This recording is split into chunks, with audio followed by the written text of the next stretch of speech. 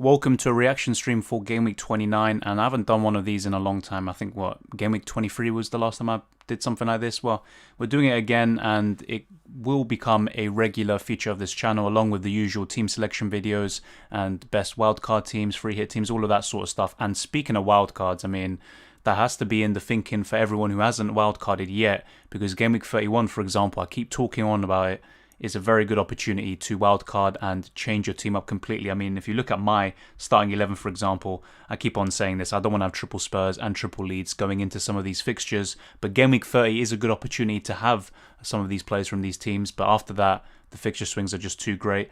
As for Game Week 29, how did it go? To be honest, it went very well. I got a very big green arrow, around 40k places, 61 points, which in a week like this, to be honest, I'll take. I'll be honest though, captaining Kane in such a week is a bit boring. Obviously, maybe next time I'll captain a Dunk or a Trossard or a Lingard, but it still went pretty well. But yeah, looking forward, pretty happy with this team, and hopefully we can get more green arrows. But thank you everyone who has joined in, I really appreciate it. Aditya says, yes man, finally more content, and that is the plan, and thank you for joining in. Ali says, UCL fantasy question, Cancelo and Florenzi or Ramos and Stones? As it stands now, I'm leaning towards the second option. Which one would you choose? Let me know. I'd probably choose the second one, but I'm not really too keen on either, because Ramos for 6.5 million is a lot of money. And yeah, maybe they can keep a clean sheet against Liverpool, but I'm not too sure about that. Welcome, Kobe. Thank you for joining in. Welcome, MSK. Thank you once again.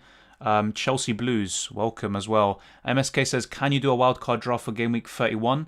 Well, I actually have in my last deadline stream, but you know what? We might as well get straight into it. And my wildcard plans is going to be something like this. And obviously, what I'm going to go for is going to be pretty much identical to this. Otherwise, I mean, what's the point? Why would I not go for something that I think is the best for my team? So, looking forward, I think definitely Chelsea and City defenders you want to have cover there. And yeah, I think Mendy right now is probably the go-to keeper when you look at the fixtures up until the rest of the season. It's a bit mixed in a way, but yeah, I think having Mendy is probably much better than Martinez, for example, or Martinez, because yeah, Villa's fixtures and also form is poor. Grealish should be back for Game Week 30, at least that's what we're told.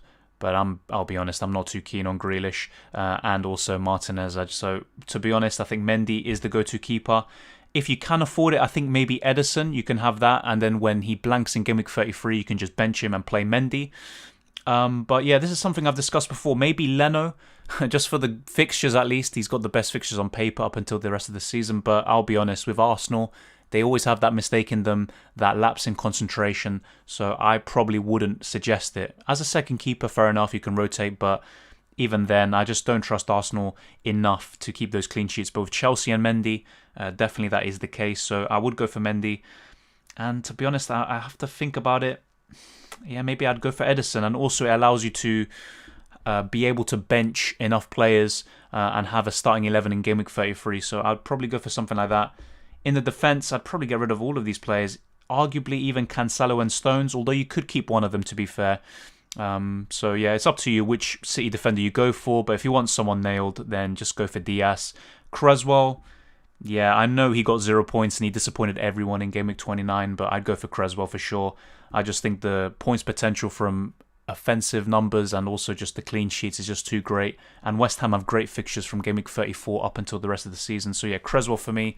And Luke Shaw, I think, yeah, from a United defender, he is the clear winner. Wan-Bissaka is still a shout, but Luke Shaw for his attacking potential, no doubt about it. You could arguably go for a Liverpool defender, however, once again, I need to see more consistency from them in the league before I can commit to something like that. So yeah, I think I'm not too sure about that one. I did have him in my last video when I did this sort of thing, but I'll be honest, I'm not too sure about Robertson or Trent. But you know what? I'd actually consider doubling up on Chelsea defence. So you could go for Azpilicueta or Rudiger. And to be honest, I'd probably go for Rudiger just because he's cheaper. But if you have enough money, then maybe Azpilicueta is worth it just because of how nailed he is. And you would expect him to continue starting. So I'd go for something like that. And to be honest, maybe this is where it depends on what you think. You could go for a Leicester defender. They've got good fixtures. But also maybe a Wolves defender. And Cody is the one, I think. So yeah, I'd say a Wolves defender or a Leicester defender to fill in that final spot. You could still double up on City defence if you don't have Ederson, but this is something I'd probably go for. Now, Bale, definitely, I mean, one of the worst transfers I've made this season, so I'd get rid of him. Bruno, I'd definitely keep. Lingard, I would probably say try to have at least one of Lingard and Antonio. Having both of them maybe not ideal, but yeah, I think having one of them at least. If it's just 1-for-1 who you had to pick, I probably prefer Lingard, but with Antonio there's fewer options up front, which is why he's also just so appealing. But yeah, Bruno Fernandes, Kane would definitely be in this. Bamford's a bit of a mixed bag because of his fixtures, at least from game weeks 31 to 33. After that though, Leeds have very good fixtures, and I'd still recommend maybe having at least one Leeds player, whether it's Rafinha or Bamford, that's up to you. But yeah, I think when Leicester defenders, or should I say midfielders, are back, so Barnes or Maddison, you could go for one of them. And if not, up front, maybe Iheanacho. Maybe you could go for something like that. So you know what? Thinking about it, it's up to you what you prefer. Obviously, getting Iheanacho now might be a bit reactionary. I still prefer Barnes or Maddison overall. So if Barnes is back, go for him. Otherwise, Maddison, that's completely fine. A double up on Spurs attack, I'll be honest, I'm not too sure, but it could be a little bit of a differential in a way, just having that combination up until the rest of the season. And you would expect both of them to, as always, get the majority of Spurs goals. But yeah, I think maybe one of them is enough. So not too sure about that. And yeah, to be honest, from Liverpool, I'm not seeing enough from Salah or Mane, so I'd probably go for Jota. So yeah, that's something like that. The attack, I'm not too sure on, to be honest. I mean, you could even arguably double up on Leicester attack. You could go for Iheanacho, but it is a bit reactionary, I will admit. But he has been looking very, very good recently. And I know people were actually talking about captaining him and stuff like that. And to be honest, you know, it paid off. I was very skeptical, I admit, but it has worked out. So sometimes these sort of things do work. You could still have Rafinha in there, but I'm not too sure. Some people, if you're brave enough, you could double up on Liverpool attack, although I'll be honest, I don't see it. But yeah, I think, you know what? Yeah, I think either go for Son or Gundogan still, or Kevin De Bruyne, depends on what you think, or Mahrez as a differential. But I go for something like this. I'm not fully settled on it yet, but if it was my team, what I would be doing most likely is having Barnes, probably keeping Bamford instead of Iheanacho, and I would go for maybe Gundogan instead of Mahrez, and maybe spread the money more elsewhere. But it'd be something like this, definitely. You could even go for Son. It's still an option. But a lot of this is kind of nailed in my wildcard, and I'll be making a video on that exclusively. And also when it comes to the time when I wildcard, I'll be making a team selection video, and you'll be seeing this more or less. There might be changes, but we'll have to wait and see. What do you think about fixture changes for Game Week 32? I mean, that's another game week where there's plenty of fixture changes, but I think the main one, at least in my case, and for a lot of people with Spurs and Leeds assets, is Game Week 31. I think that's the main one. Mickey says, hi Dylan, got the same amount of points as you. I should have listened to my gut and gone with Lingard captaincy, but went with Kane too, but it's okay. Who have you got your eye on going forward? Well, I'll be honest, there's only a 5 points difference, really, from the captaincy, so I wouldn't be too bothered about that. But yeah, Lingard's actually someone I considered captaining myself. I didn't end up going through with it. As for who do I have my eye on going into the future, definitely Chelsea cover defensively. You look at Game Week 30, for example, and to be honest, with how good my team is looking, at least on paper, for Game Week 30, I don't know if I'm even going to make a transfer, because then I'd ultimately have to bench someone that I think is going to get points anyway. But yeah, definitely a Chelsea defender, whether it's having Mendy in goal or Rudiger or Azpilicueta. And even having a Wolves or Leicester defender, having my eye on that. So anyone really that you see on this wildcard team, Leicester cover for sure. I think I'm definitely missing that with the midfield and attack when those players come back. But yeah, Iheanacho, Maddison and Barnes, all good options. Vardy is still an option, but I'll be honest, I think those three that I just mentioned beforehand offer much better value. And Jota, I've got my eye on him, but I'll be honest, I'm not too settled on him yet. So he's someone I might not even go for. But if he continues looking sharp and he's scoring the majority or being involved in the majority of Liverpool's goals, then I'd definitely have a look. And Luke Shaw and Cresswell, definitely. Just having Cresswell, not having him all season has hurt me. Thankfully, in Game Week 29 hasn't punished me, but overall, I think it is. But yeah, those are some of the players I'd be looking towards, to be honest. Decent week for me with 61 points. Yeah, it seems to be a very popular score this week. 3 people, including myself, have got that. What is the meaning of El Cholo? Is that your team's name? That's basically just the nickname for Simeone, El Cholo Simeone. But yeah, it doesn't really mean too much, really. Soren says, hey, Dylan, thoughts on Fabinho and UCL? Well, he's a ball recovery machine, so anyone like that I always recommend. But I'll be honest, with UCL Fantasy, I need to also reevaluate. I did have pretty nailed on plans about some of the players I want to get in. I also analyze, what would I do depending on which teams go out and whatever. But yeah, with Fabinho, he's someone worth considering around that price. But I'll have to be doing more research into that, probably over this international break, and then I'll be settling on my own team and then recommending some of the best players for you lot, whether it's ball recovery points, assists, goals, or whatever. But yeah, there's plenty of points to go around. Thoughts on bringing in Jota? Yeah, as I just said, on a wild card, he is someone I would strongly consider. However, I'm not completely settled on the idea. I need to see more from Liverpool and from Jota. I need to see consistency. I know he's only 6.6 million, so really you wouldn't want to have too much consistency, but with the amount of money I would have available with this, I could go to a Son or something like that. So why maybe go for Jota, who's less consistent? We'll have to wait and see, but I do think he is a good option, so long as he can provide that consistency we want.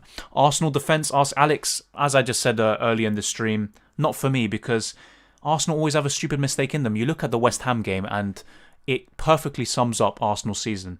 The first half shows what Arsenal can be, how poor they can be, especially when they went around that 8-game, winless run and just conceding goals, stupid goals. Every single game you went into, whether it's against bottom of the league or top of the league, you just expected a loss and you just didn't see the win happening.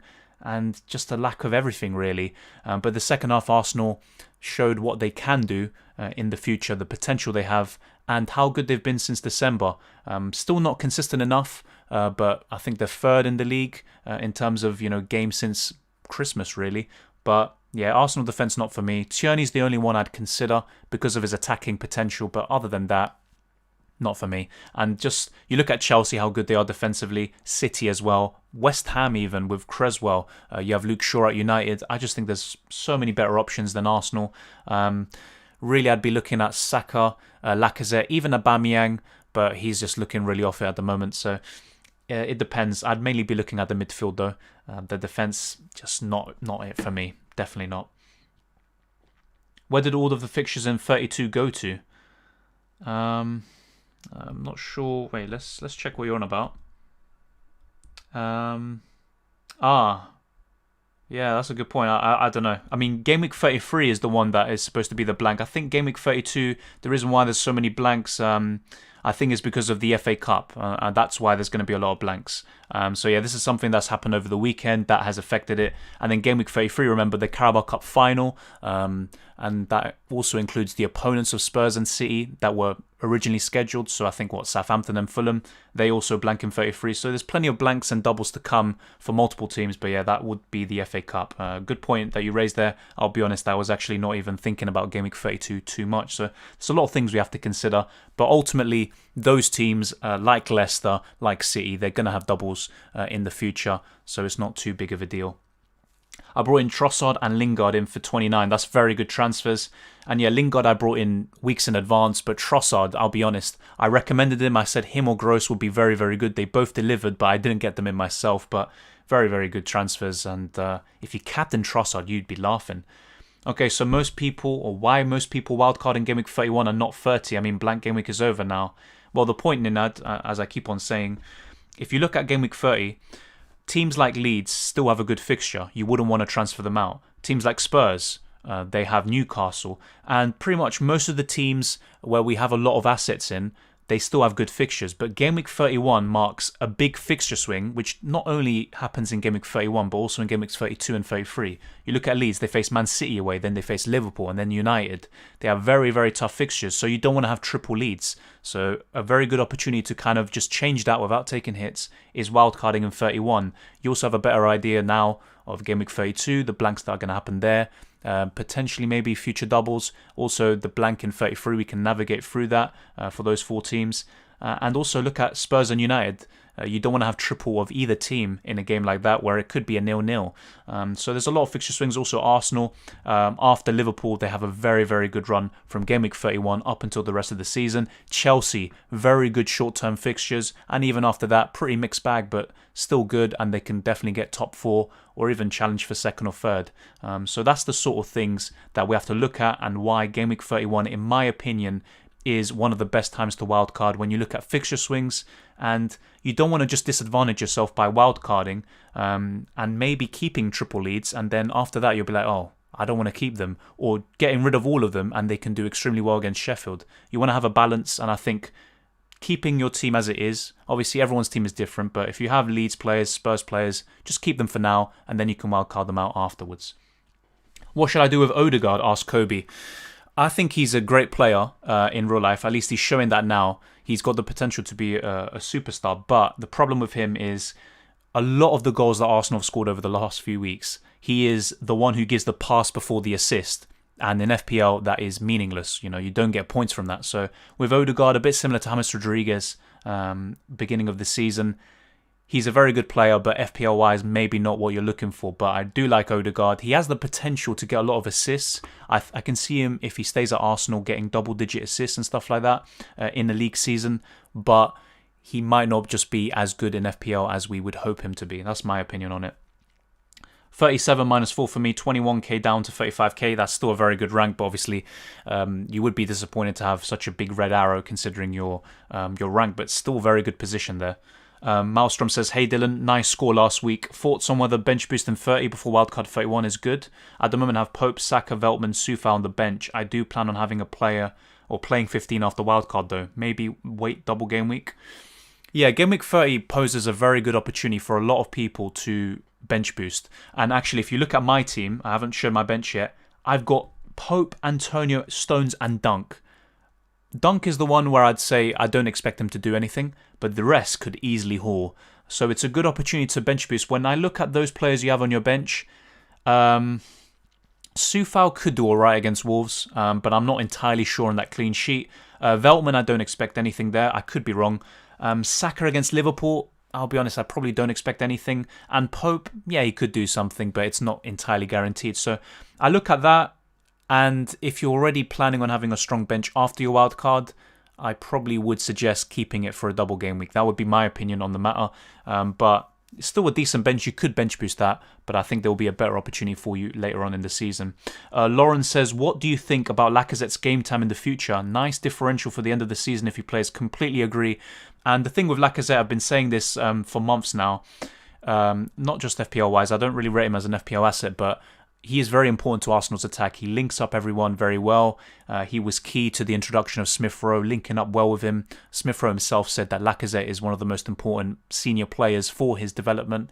But FPL-wise, I think he is a decent option, but there's better elsewhere. You look at Iheanacho, for example. If he continues to start, I do think he offers much better value. With Lacazette, the main problem is rotation. If he starts to be the number one striker in Arteta's mind, that doesn't necessarily mean he's going to start in the league, because the Europa League is the priority for Arteta and Arsenal. So Lacazette could start those games, and then in the Premier League he'll be rested. So yeah, with him it's a big conundrum. He can start some games and then be completely left out and not come on. So Lacazette's a very puzzling one. If he was guaranteed to start every single game, then I think he's a good option. He's on penalties, he's even got assists in him, and he's a good all-round player. He can get some goals, and he's Arsenal's top scorer this season. But yeah, I think just because of the lack of certainty we have in his starts, I'd probably look elsewhere. That's just my opinion on it, but it's still a good idea, and it could work out for you.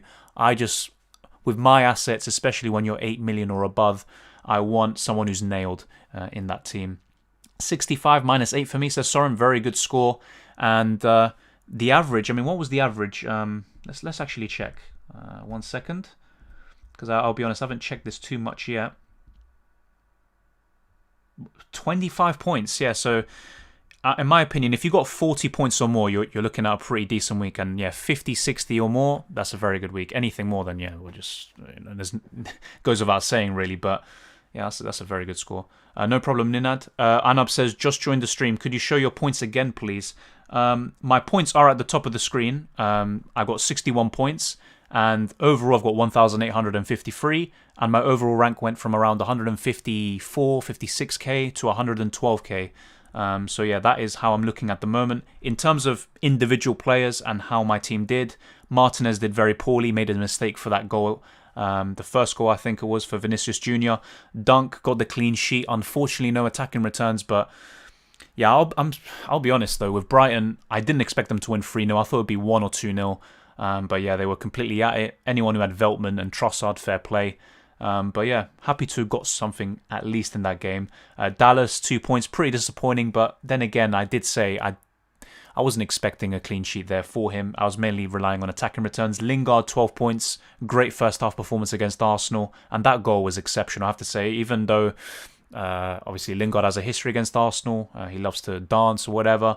And also the fact that Arsenal conceded a goal. You just can't deny the brilliance of that goal. It was a great finish. Bale was the most disappointing, probably player of my whole season. I brought him in for a -4 a few weeks ago. I did get rid of Salah, who blanked, but the fact that I got rid of him and Bale got 1 point in that Arsenal game, and then now he didn't even come on, he's just been a poor transfer. So that Newcastle game, the problem I have there is that if he does start, I think he could cause damage against Newcastle's left-hand side, but I'm not too sure if he is going to start, especially if Mourinho's now going to drop, kind of these bad eggs or characters that might be disrupting the dressing room or whatever. I'm not just too sure if he trusts Bale enough, and he's not even that consistent, but it is what it is. Rafinha, brought him in, got 8 points, pretty happy with him. Son didn't play, obviously. He should be back for game week 30. Bamford, 11 points. So whoever captained him, very good decision. I did expect him to start the game. Obviously, then Bielsa gave the good news on the Friday, I believe. And then, yeah, Kane got the penalty. Some people are obviously saying it's a dive and stuff. And to be honest, it is very mischievous, should we say. And if another player did it, would they be praised for the intelligence of winning that penalty? Who knows? But he got the points. And Antonio, 7 points. This guy was on double digits. But then he lost it from the yellow card. He literally went from 10 to 7 just from one yellow card, which is a bit of a shame, but very unlucky as well. I know some people were taking the piss because he missed that open goal, but he was stretching for it. He did well to even get to it, in my opinion. And then obviously, I'm not going to show you my bench. Like, who cares about it? It's just, yeah, I've got Bruno, Stones, and Dino on my bench. Well done, but none of them played. That's the only time I'll be benching Bruno Fernandes ever, really. But yeah, now how my team is looking for Game Week 29. I'll be honest with Martinez, I'm not too sure if he's going to keep that clean sheet against Fulham, but it would be very risky to get rid of him, even for a Mendy, because Martinez is still capable of a double-digit return. Digne, Cancelo and Dallas, I think I might go for that. The fact that Leicester are really looking strong now, despite their injuries, and they should maybe have 1 or 2 players back for that game. So I think going with Cancelo and Stones on the bench is the right call, although I could arguably play Stones over Digne. That is something I am considering. And then my midfield, Bruno, Rafinha, Son, Lingard. I'm not too sure about Bale, I'll be honest, but if he does start, I wouldn't want to have him on my bench. That's all I'm going to say. And then Bamford and Kane. When we're looking at captaincy options, I don't want to be too boring. You could arguably go for a Sheffield United player, to be fair, especially Rafinha or Bamford. But Kane or Bruno are the absolute standouts. And that is one where I'm actually undecided. Newcastle are so poor, but then again, Kane tends to do better at home. But Bruno Fernandes, 2 games against Brighton, 2 double-digit returns. So it's a very interesting one. But definitely I want to have double Spurs for that game. Gareth Bale is the kind of conundrum. I could go for Antonio and have double West Ham attack, but against Wolves, not too sure. I do prefer having Lingard there. And even though West Ham beat Wolves 4-0 earlier in the season, Antonio did blank in that game. Dunk is definitely going to be on my bench, no doubt about it. But Stones and Antonio could arguably start. So those are the kind of problems I have going into Game Week 29, but it's looking very good. And that's why I wouldn't want to wildcard in Game Week 30. I'm probably going to be wildcarding in 31, where my team is going to look like an absolute mess. But that's just my opinion on it. Hi mate, keep up the good work on the videos. Thank you Hoxton, really appreciate it, and hopefully I see you in more streams in the future and videos. Thank you very much. What do you think of bringing in Leno for Pope in 31, says Kobe? Well, it makes sense, and as I said before, Arsenal's fixtures have a very big swing in 31 all the way up until the rest of the season. And yeah, Nick Pope on a wildcard, I'm getting rid of him. There's no chance I'm keeping him. He did very well for me at times, especially in Game Week 24, I believe, when they had the double game week. But yeah, other than that, he's been pretty useless for me. But yeah, I think he is a decent option, Leno. But as I showed in my wildcard team, I think Mendy is definitely like first choice, the way I see it, and then Ederson. But if you already have double or triple City, and you don't want to have Ederson, which is perfectly understandable, then fair enough, you could go for a Leno. And even maybe Patricio, if he is, all right. Hopefully he is, but I'm not too sure about that. But yeah, really, the keeper options are limited. Mendy is the main one I'd be looking at if you don't have him already. Welcome, Genius Gamer. Pickford or Martinez for next game week? Asks. Okay. Pickford does play Palace, doesn't he? I think Everton are a bit more likely to keep a clean sheet. I think Fulham right now are better than Palace. That's a tough one. Just because of how good Martinez can be, and with Grealish, according to the news, should be back from what Dean Smith has told us. Yeah, I'd probably go for Martinez, but Martinez. I need to keep saying Martinez, but yeah, I'd probably go for him. Marco says, hey Dylan, thoughts on this very early little thought wildcard draft, open to many a change. Mendy, 4-star, Azpilicueta, Diaz, Creswell, Saiss, Trent, Barnes, Jota, KDB, ESR, Bruno, Iheanacho, Kane and Adams. I like that, and even though I'm not a big fan of Che Adams, he does have some very good fixtures around game week 32 and 31, I believe, so that is a good option potentially. However, yeah, so let's just go through this. Mendy, I definitely agree with. Forster could be a good backup option. I mean, he's around 4 million, so no problem there. Azpilicueta's nailed. Completely understand that. Diaz, Creswell, I like those moves. Saiss and Trent, I like Saiss. He's someone that looks so good at the beginning of the season as an FPL asset, and I don't know why he started getting dropped. But from Wolves' defence, I think if Saiss is nailed, he is the one you want. He's the biggest threat. He can get goals and assists. So yeah, and bonus points. I like those moves. Trent, I'll be honest, I'm not too sure about. I would wait. Just evaluate how they do in the Champions League before that game week, and also in game week 30. See how they do against Arsenal. But yeah, Trent and Robertson could be good options up until the rest of the season. But if not, maybe go for a Leicester defender or Luke Shaw. I know the fixtures are kind of mixed for United, but I really like the look of Luke Shaw and very good value that he offers. As for your midfield, Barnes, I completely agree with. If he's fit by then, I'd go for him. If not, there's Maddison. You've got Jota in there, who could be a very, very good differential, although a lot of people will be wildcarding him in by then. Smith Rowe, very good option to have on your bench. I completely understand that. Kevin De Bruyne, he's just nailed, so I like that choice. Bruno Fernandes, nothing needs to be said. Iheanacho, you're doubling up on that Leicester attack. I think that's a differential in itself, so I like the look of that. Kane, nothing more needs to be said. Che Adams, I still might prefer Antonio, and you don't have Lingard or Antonio. I would recommend having one of them. I know the fixtures from game weeks 31 to 33 aren't great for West Ham, but after that they're exceptional. So I would probably recommend having either Lingard or Antonio in there. And from the looks of things, I'd probably say, Antonio in for Adams. But very, very strong team, Marco. I really like that. Rafinha versus Sheffield, easy captain.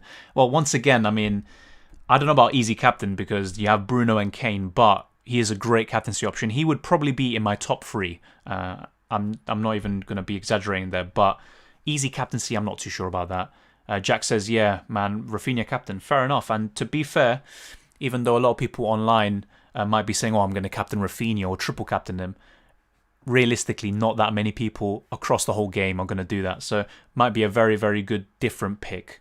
Best game week to wildcard, asks Adil. Yeah, as I've been saying, game week 31. And let's actually show the fixtures once again, why I keep saying this. Do I have them on here? So game week 31.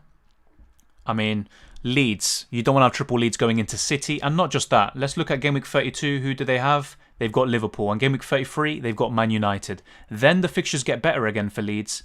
But you don't want to have triple Leeds for those 3 fixtures. I'm telling you that now. Then you look at Manchester United and Spurs. They face each other.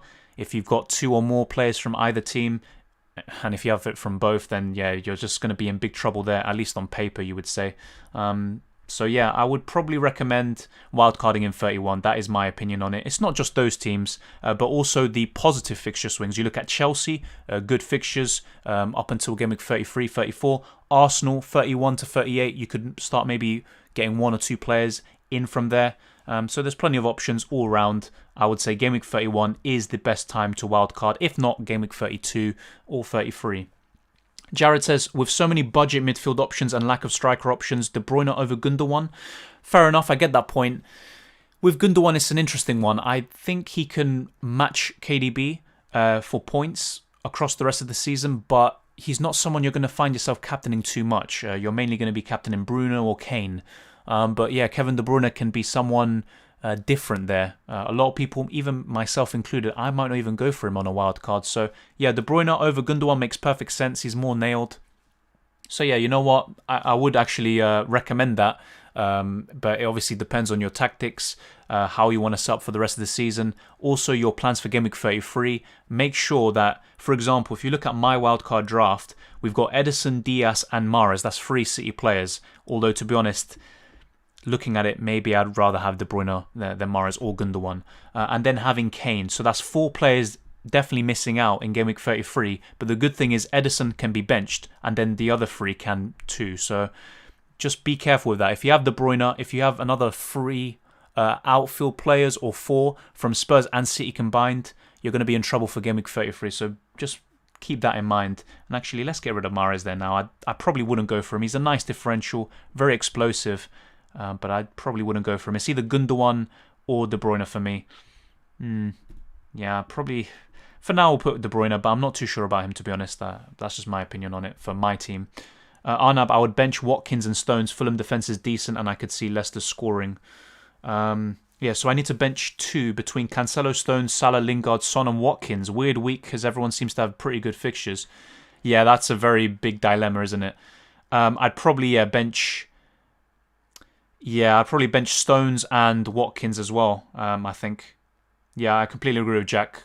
Because Salah, I know it's Arsenal, but he's got a good record against them, and you wouldn't want to bench Salah. He could still get a jammy penalty or something like that. Son, definitely not. I mean, he shouldn't be in the discussion. Lingard can do very well against Wolves. And Cancelo or Stones, Cancelo's more likely to get an attack in return, although it hasn't proved to be the case this season. But yeah, I agree with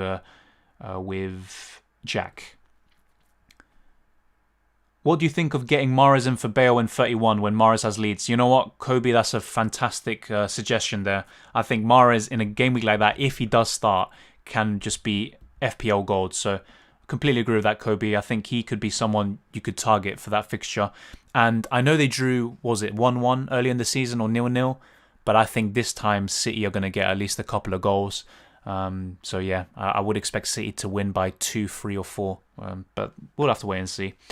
Double City and double Chelsea defence. Good strategy, says Daniel. In my opinion, yes. And that's why in this wildcard kind of draft I have in mind at the moment, I do have double City and double Chelsea with the keepers and the centre-backs. So I would actually recommend that, believe it or not. And if not, you could have double Chelsea defence and 1 City or the other way around. As I keep on saying, with Game Week 33, remember that the Carabao Cup finalists, City and Spurs, and their original opponents for that game week, Southampton and Fulham, they all blank in 33. So just bear that in mind. But yeah, I think double for both is completely, it's a fantastic option. They're the 2 best defences in the league, so why not?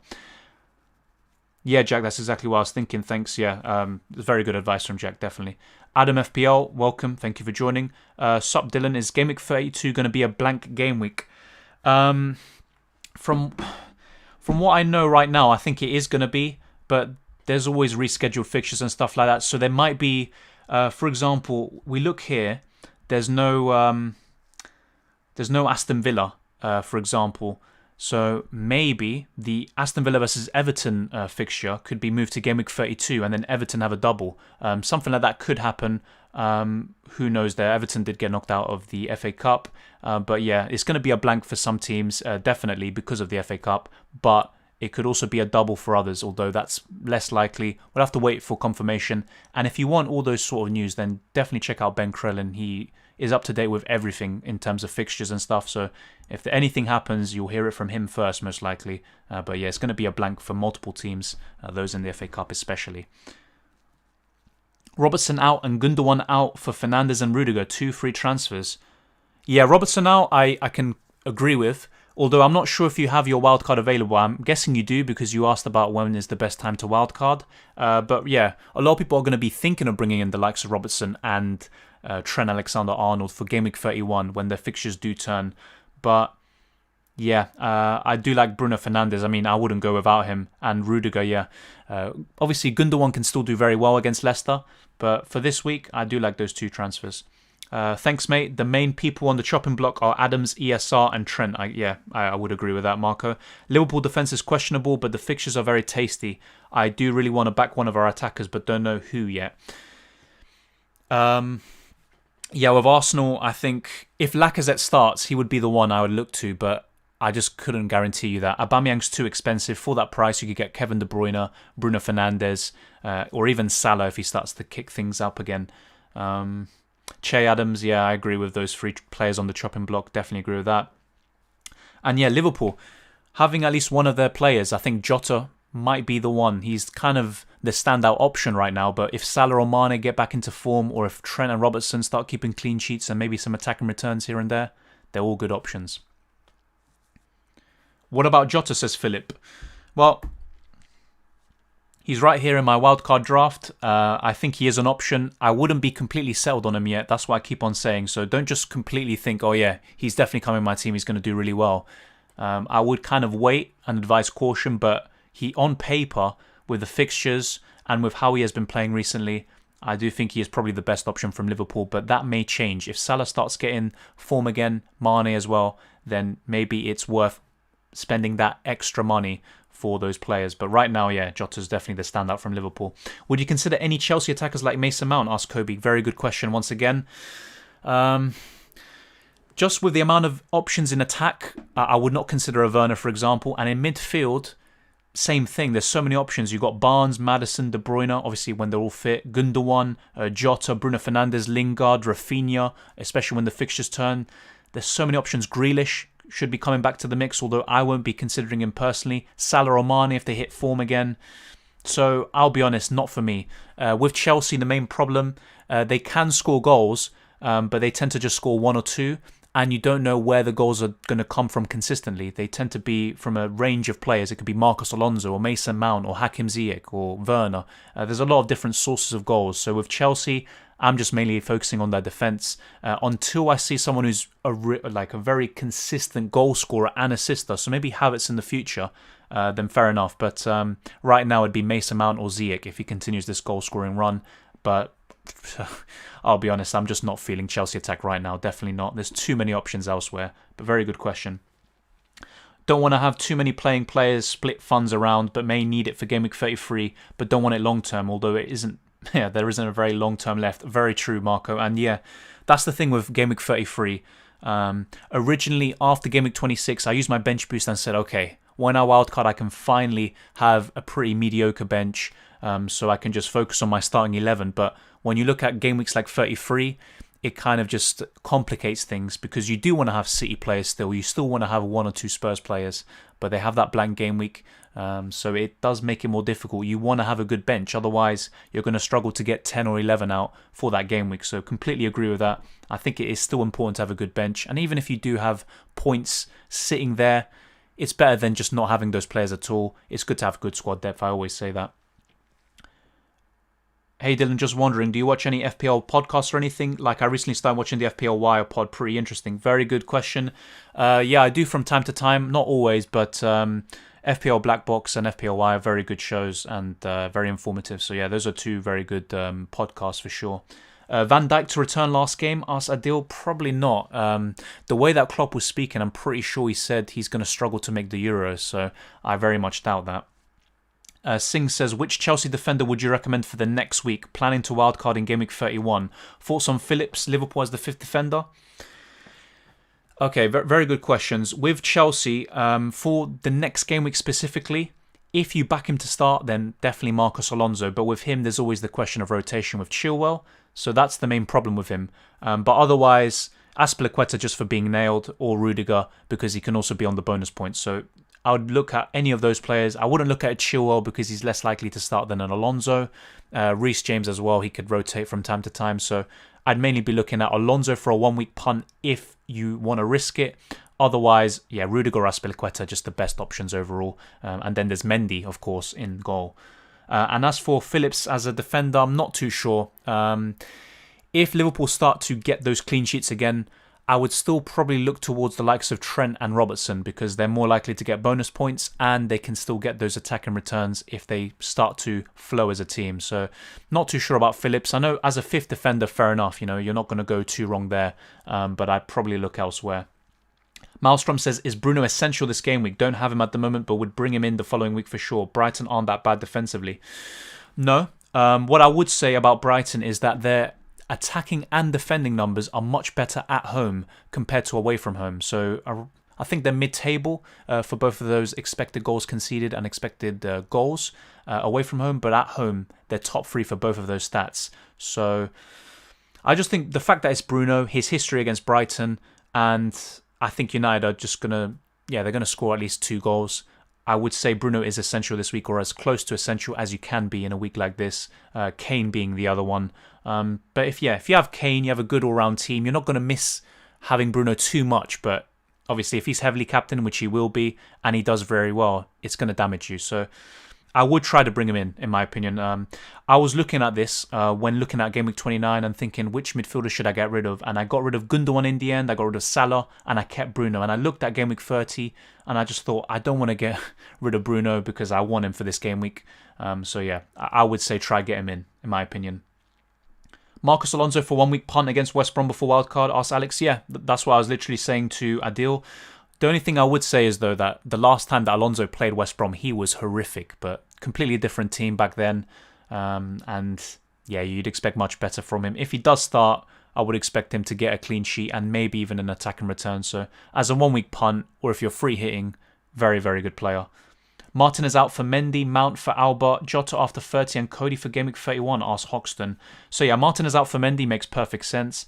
Mount for Alba, I'm not too sure about Aubameyang, to be honest. He's just not been at it this season. I know he had that period where he had 8 goals in his last 8 games, but then in his next 2 games against Olympiacos, missed so many chances.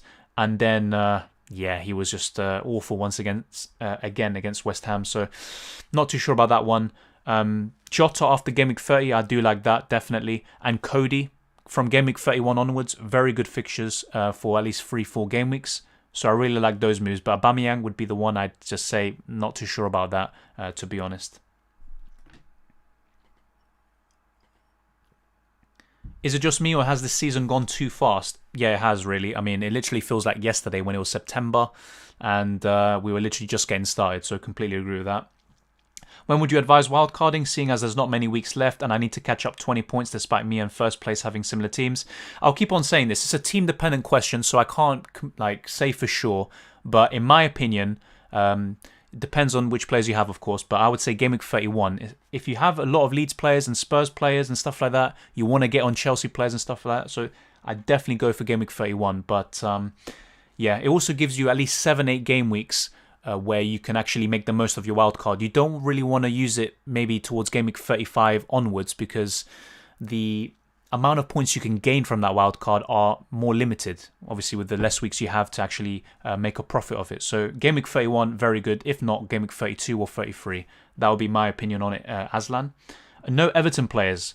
Similar to West Ham, in no competitions and going to go all out in Europe. Suppose it's just a case of which players to get. Fair enough. I mean, Calvert-Lewin is still an option, but I just look at Everton's defence. Digne is the only one I would want. I do have him currently, and I'm starting him in Game Week 29, but on a wild card, I just wouldn't want them because I look at Shaw, plays in a better team, better defence. Chelsea as well, I want to have them. I still want to keep City. Creswell, I just think offers better value than Digne. And then maybe, I could sneak a Digne in there for Cody, but just not too sure about it. I don't like the fixtures that much. But then again, he does have that potential double coming soon. So those sort of things, if Everton have a double soon in like Game Week 32, that could kind of change the thinking here. I could go for a Calvert-Lewin instead of Iheanacho. I could go for a Digne, definitely. That's a good point. With Everton, I would mainly be looking at Calvert-Lewin, Richarlison or Digne. Other than that, maybe Sigurdsson, but not really feeling the rest. I don't feel James Rodriguez. He gets injured too often. And I look at the rest of the defence and Pickford, just not interested. But very good point you raised there, Harry. Did you hear about Simply FPL? He quit YouTube and deleted all his videos. Wasn't aware of that. I think I've heard of his channel. I didn't even know that. Das says, shall I keep Bale this week? Short answer, I would say yes. Just in case he does start, he can do very well. But the problem is, will he start? I couldn't tell you that. But just in case, I'd say keep him. Adil says there was a leak from medical staff at Liverpool saying the club said he's out for the whole season, but it's a cover-up so he doesn't go Euros and potentially get injured with Netherlands, so could return for UCL semis. Yeah, but that wouldn't really make sense because if he does play in the UCL semis, that means he's good enough to obviously play in the Euros, which happens afterwards. So, and also Van Dijk is the type of guy, I mean, I don't know him personally, but just with these elite athletes, you don't want to miss the Euros of your country or a World Cup. Like, it just doesn't happen. That's just my opinion on it. If you want to miss friendlies or stuff, or maybe these qualifiers, makes perfect sense. But missing a competition and lying about your injury, I don't buy that, in my opinion. Marco says, would Bruno be your free transfer this week to be safe, or really think he's the best option? Chelsea defence and attack, Villa, Everton, etc. Good question, Marco. Thank you for that. I'd probably say yeah, because he's got the most double-digit returns this season of any player, and I just think, I know Brighton are good defensively, but their away numbers are much worse than at home. And Bruno Fernandes, I do expect him to haul. With the others, yeah, Chelsea defence, they might keep a clean sheet, but the ceiling isn't as high as Bruno. And then you look at Villa, it's really just Grealish that I'd be looking at. Watkins looks pretty useless at the moment. And then, yeah, with Everton, yeah, Calvert-Lewin, Richarlison, Digne could do extremely well. But Bruno Fernandes, in my opinion, would be the sensible pick. However, if you want to go different, you want to risk it, maybe a move you could make is go for one of those other players, a Digne, Richarlison, Grealish, Watkins, whatever. And then maybe that will actually gain you more rank in the end. But I think I'd go for Bruno. Adam says, thoughts on getting in a Chelsea defender but dropping Cancelo to the bench? Yeah, that's something I could actually do myself. Getting in a Rudiger or an Azpilicueta, or even doing Martinez to Mendy.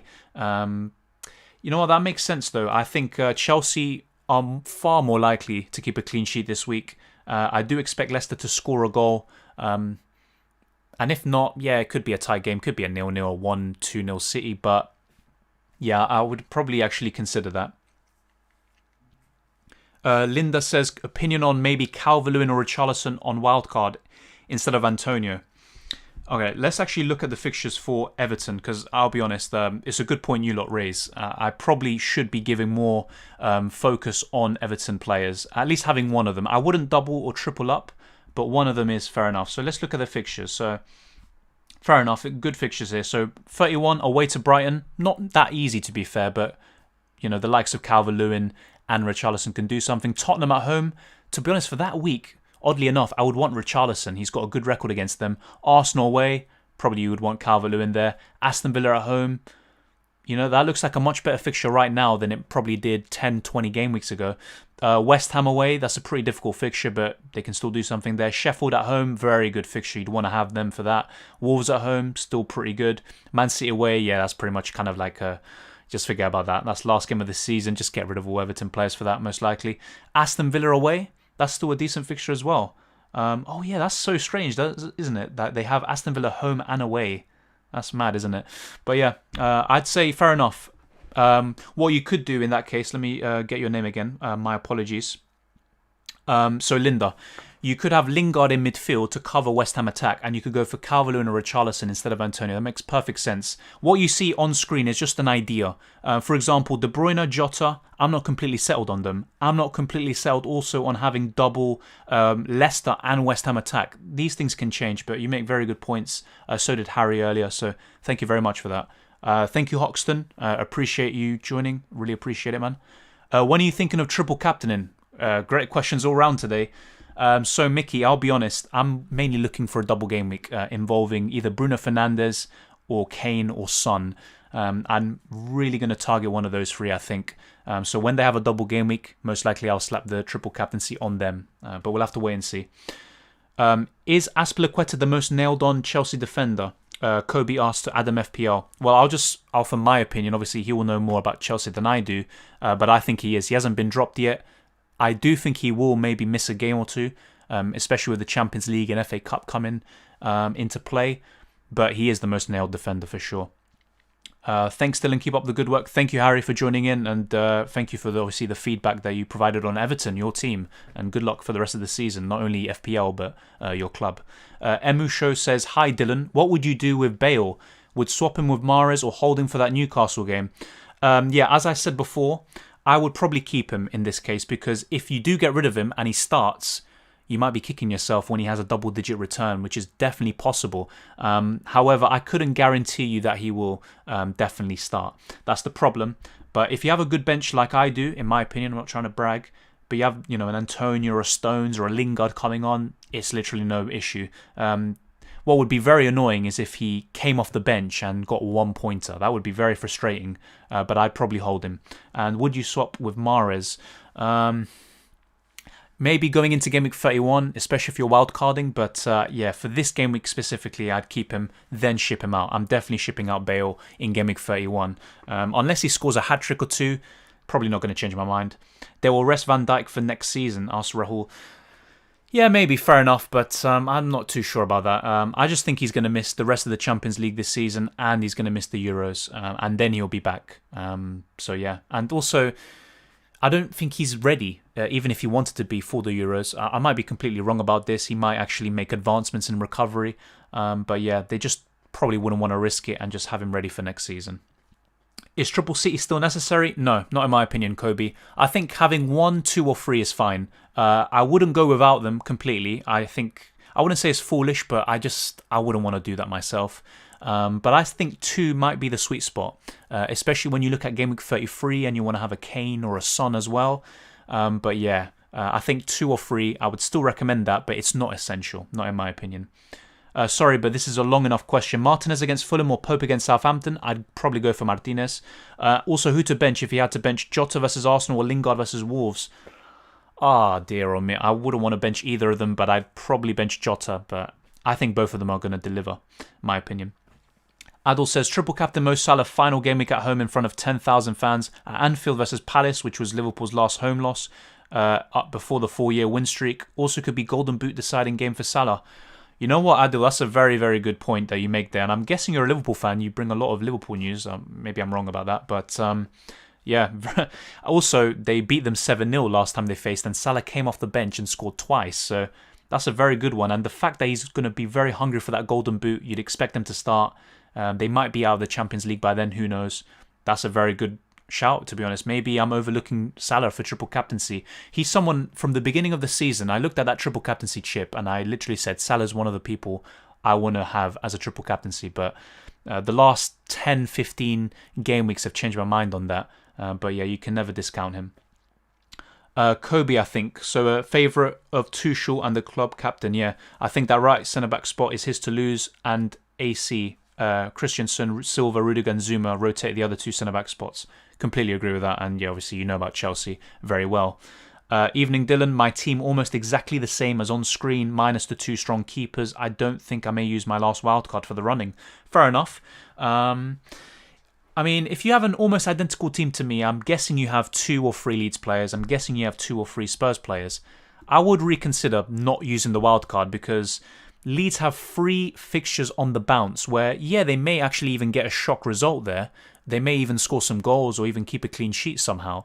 But I would probably recommend just narrowing down the numbers of certain teams and then looking to invest elsewhere.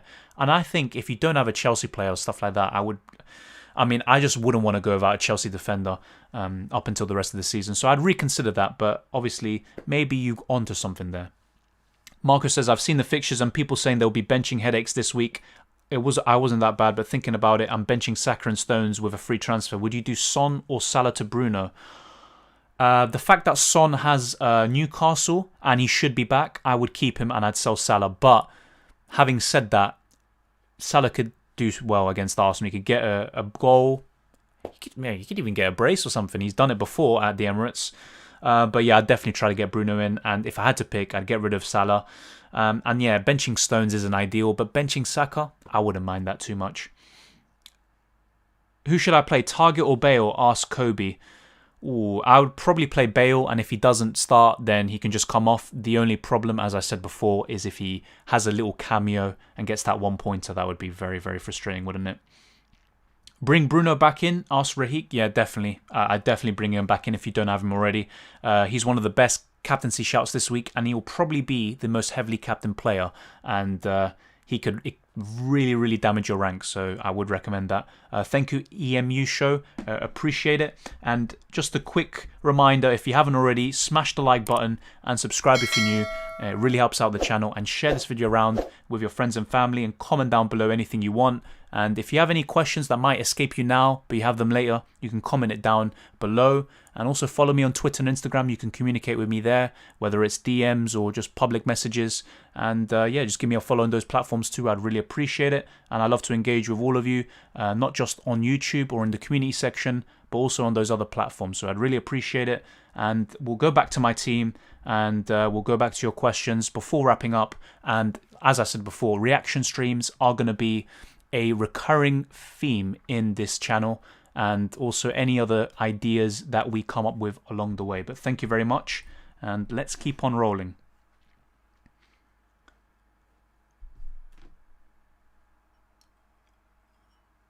We'll bring Salah back in for Son after Newcastle.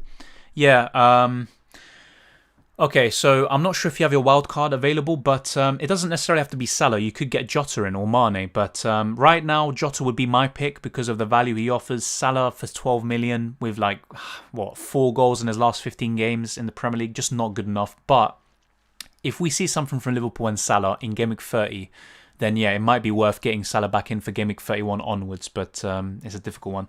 What do you think of Iheanacho? Asked Lee. I'll be honest, as I said before, I remember someone a few weeks ago said, oh, I'm going to captain Iheanacho, and I said, no, like, I say do what you want, but in my opinion, I would never do that. But FPL is all about doing these different things, and then he got the hat-trick against Sheffield United. So right now he's looking very sharp, did well against Manchester United at the weekend.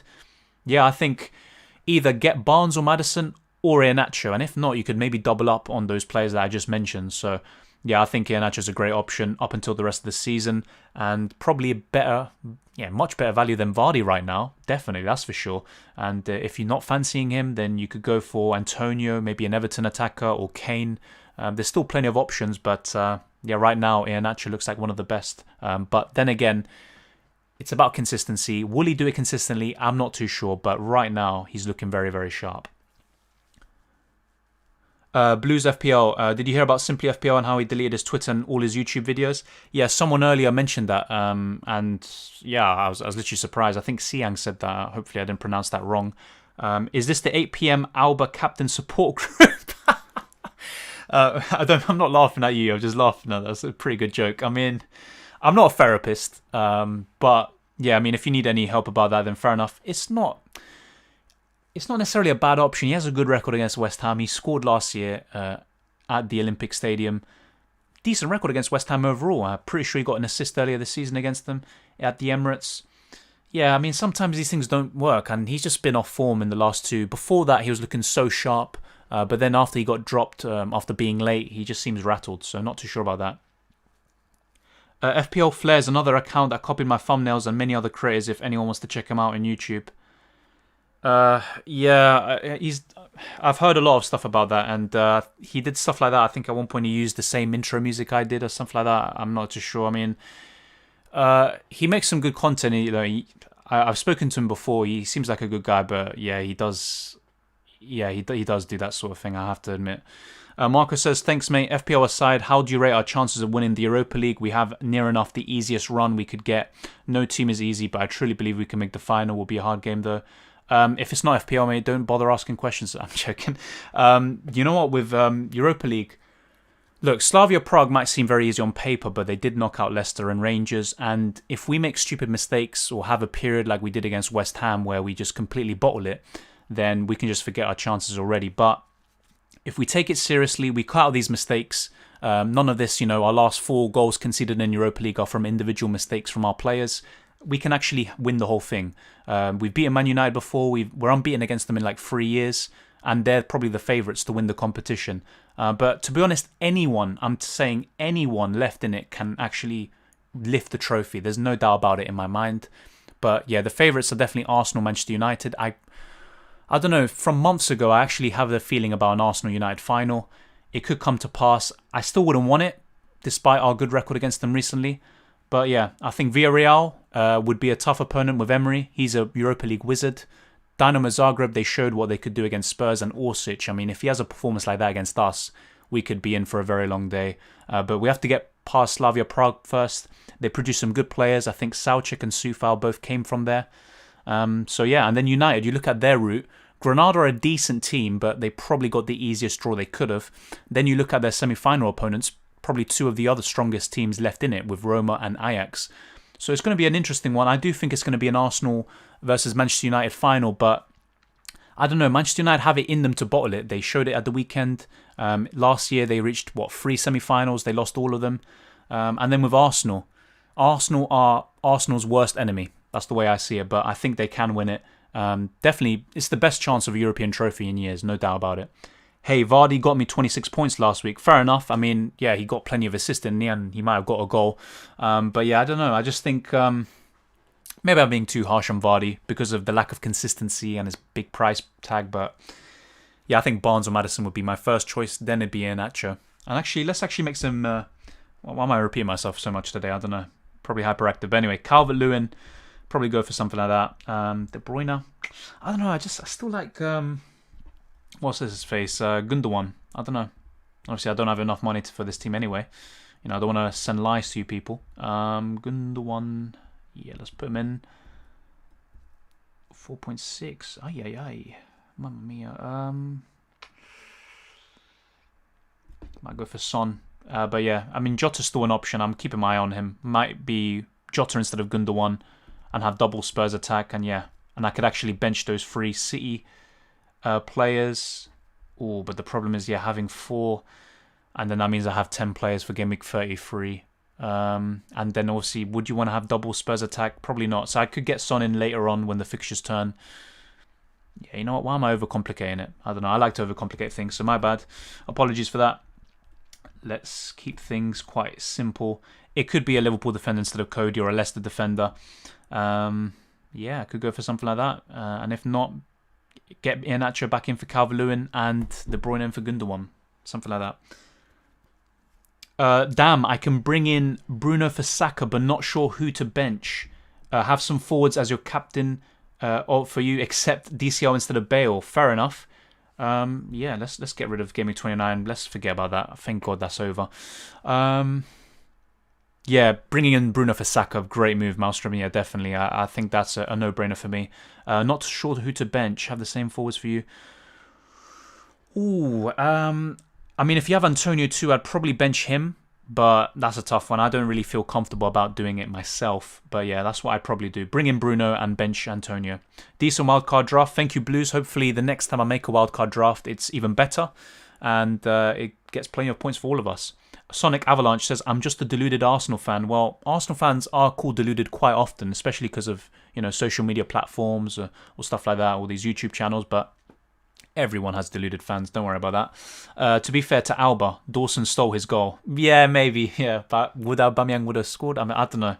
The chances he missed against Olympiacos, I don't know if you saw that game. Oh my God.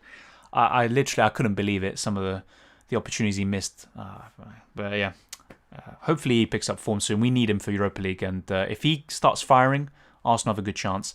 I'm eyeing up Havertz. Yeah, fair enough, Sonic. I mean, I mentioned Mount and Ziyech earlier, but Havertz, if he can get that consistency, and I did say this before, then yeah, he could be a great FPL asset. I actually had him in one of my first drafts for this season. I really rated the guy from what I've seen.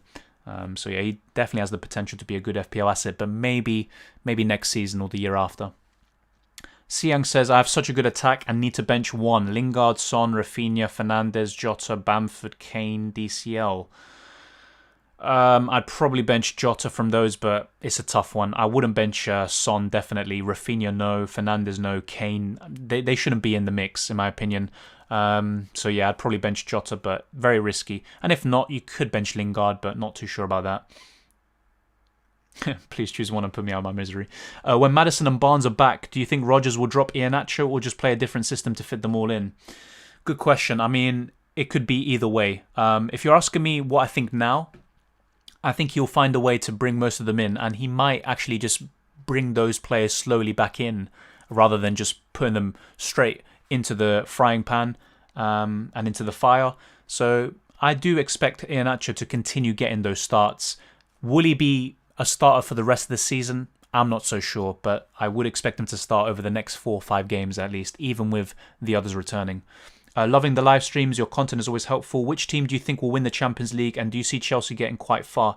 Thank you, Mickey. Really appreciate it. I think City or Bayern will win it. Whoever wins that game. Obviously, PSG still have a chance. I think any of those 3 will win it, but my picks would be either City or Bayern. And I think Chelsea, you know what? Porto are a tough team and they could knock them out and they could even reach the final themselves, but I think Chelsea are going to reach the final. Although there is this thing about history, it does play a part, believe it or not, and Madrid or Liverpool from that side, they have the pedigree, especially Real Madrid. That one of them could definitely make it, but I don't know, I have a feeling that Chelsea will make the semi-final or final and City or Bayern will win it. And if I had to pick one, I would probably go for City, but I keep on backing them to do well in the Champions League and then they get knocked out. I think it's the mentality with them in the Champions League. They just don't have that extra thing to push them all the way to win the title. But I think if they can sort that out and Pep doesn't overcomplicate things in the quarterfinals or whatever, they have a very good chance. So yeah, City would be my overall pick. I do fancy Bayern as well though if City don't do it. And yeah, I think Chelsea will go far. I'm having so many nightmares. Zagreb smashing us like Spurs. Emery getting his revenge. United beating us in the final. I honestly wouldn't be able to take it. We also need to beat Slavia for football. Yeah, good point. I mean, it's disgraceful, the racism thing they did. I mean, obviously it was a certain player, but then after that you had a section of fans with that banner. Yeah, but out of those scenarios you pose, to be honest, United beating us in the final is the worst one by far. Obviously, reaching the final is the best outcome. Even if you get smashed or whatever, you get beat. But losing to United and then losing a final is just, nah. If we reach the final, we have to win it. But yeah, all of those scenarios are very, very bad. If UEFA don't deal with them like they should, well, that's the problem. I mean, they always have these kind of empty messages, but if they don't deliver the right punishment, then people just keep on getting away with it. It's the sad truth, unfortunately. This wildcard is hard, to be fair. I'm wishing I had 7 midfielder slots. That's a very good point, Sonic. And yeah, I mean, literally, other than this, I'd want De Bruyne. I'd want so many other players. Son. But you can only have 5. That's the way it is. So maybe it's actually worth having that strong bench. And you know what? I don't know about Cody. I don't know. Yeah, very good fixtures on paper, but let's break it down a bit. Fulham away, that's not an easy game. Sheffield United at home, okay, fair enough. You would expect a clean sheet there. Burnley at home, they could get a jammy goal, to be fair. West Brom away. West Brom actually beat Wolves at their ground. I think it was 3-2 with Sam Allardyce. Then Brighton at home. So I'm not too sure about this. You know, the fixtures look very good. But if I'm being real, I probably wouldn't go for Cody. But he's still an option. You know, I'm not saying to you if you're considering a Wolves asset, maybe Pedro Neto is another one. I'm not saying don't go for them. But maybe there's better options. So I'm not too sure about going for Cody for my own team. So maybe let's get to Trent. Okay, no, you can't put Trent there. Okay, what am I doing? Okay. Oh, because I'm selecting midfielders. Okay, yeah, I'm a bit special, aren't I? I was literally just typing every single name that Trent has.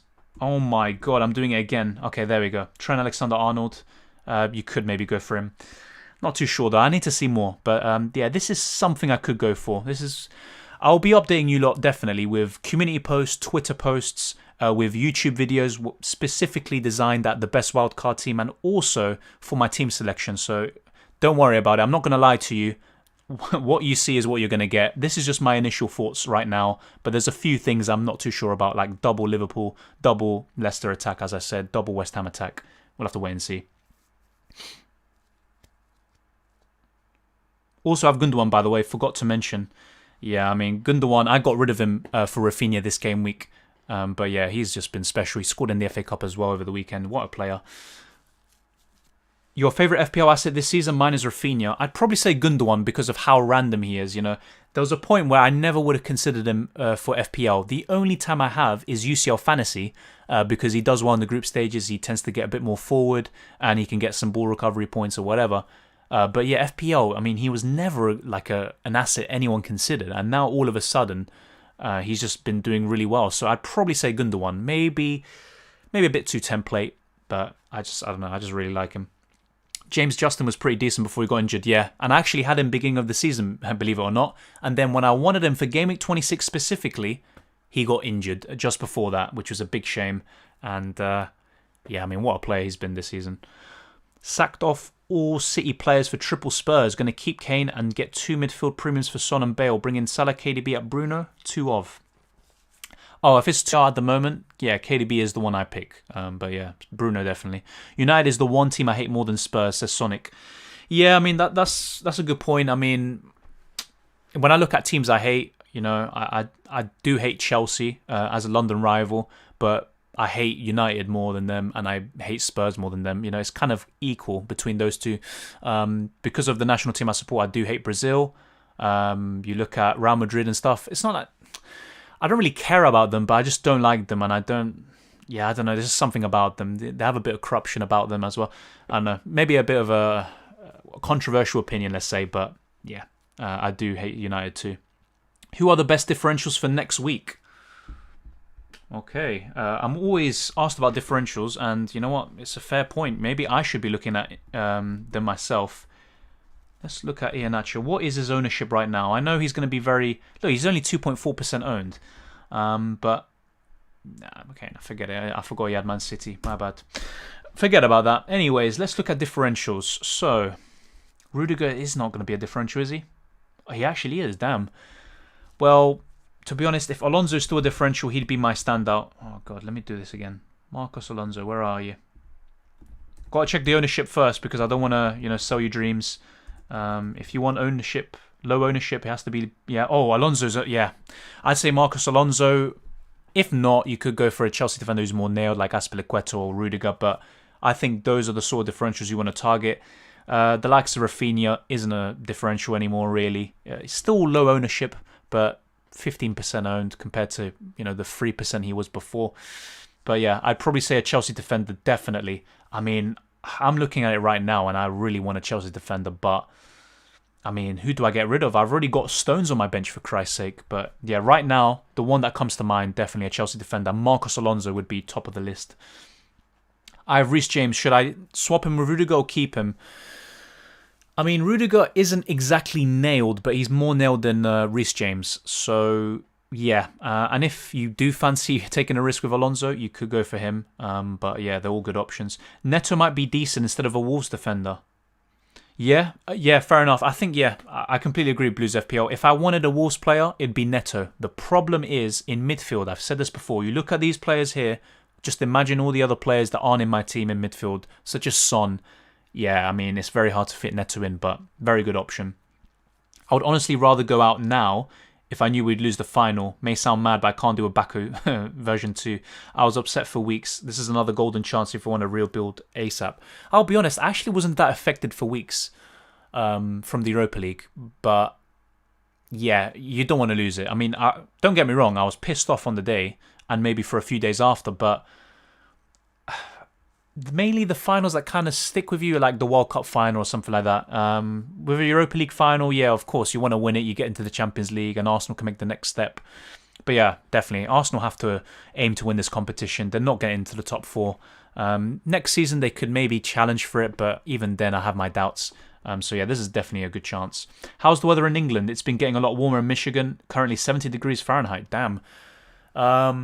Yeah, I mean, today, for example, was actually pretty good. It's still windy, but there's actually a lot of sun. You look at maybe the last week or two, a lot of clouds, some rainy days.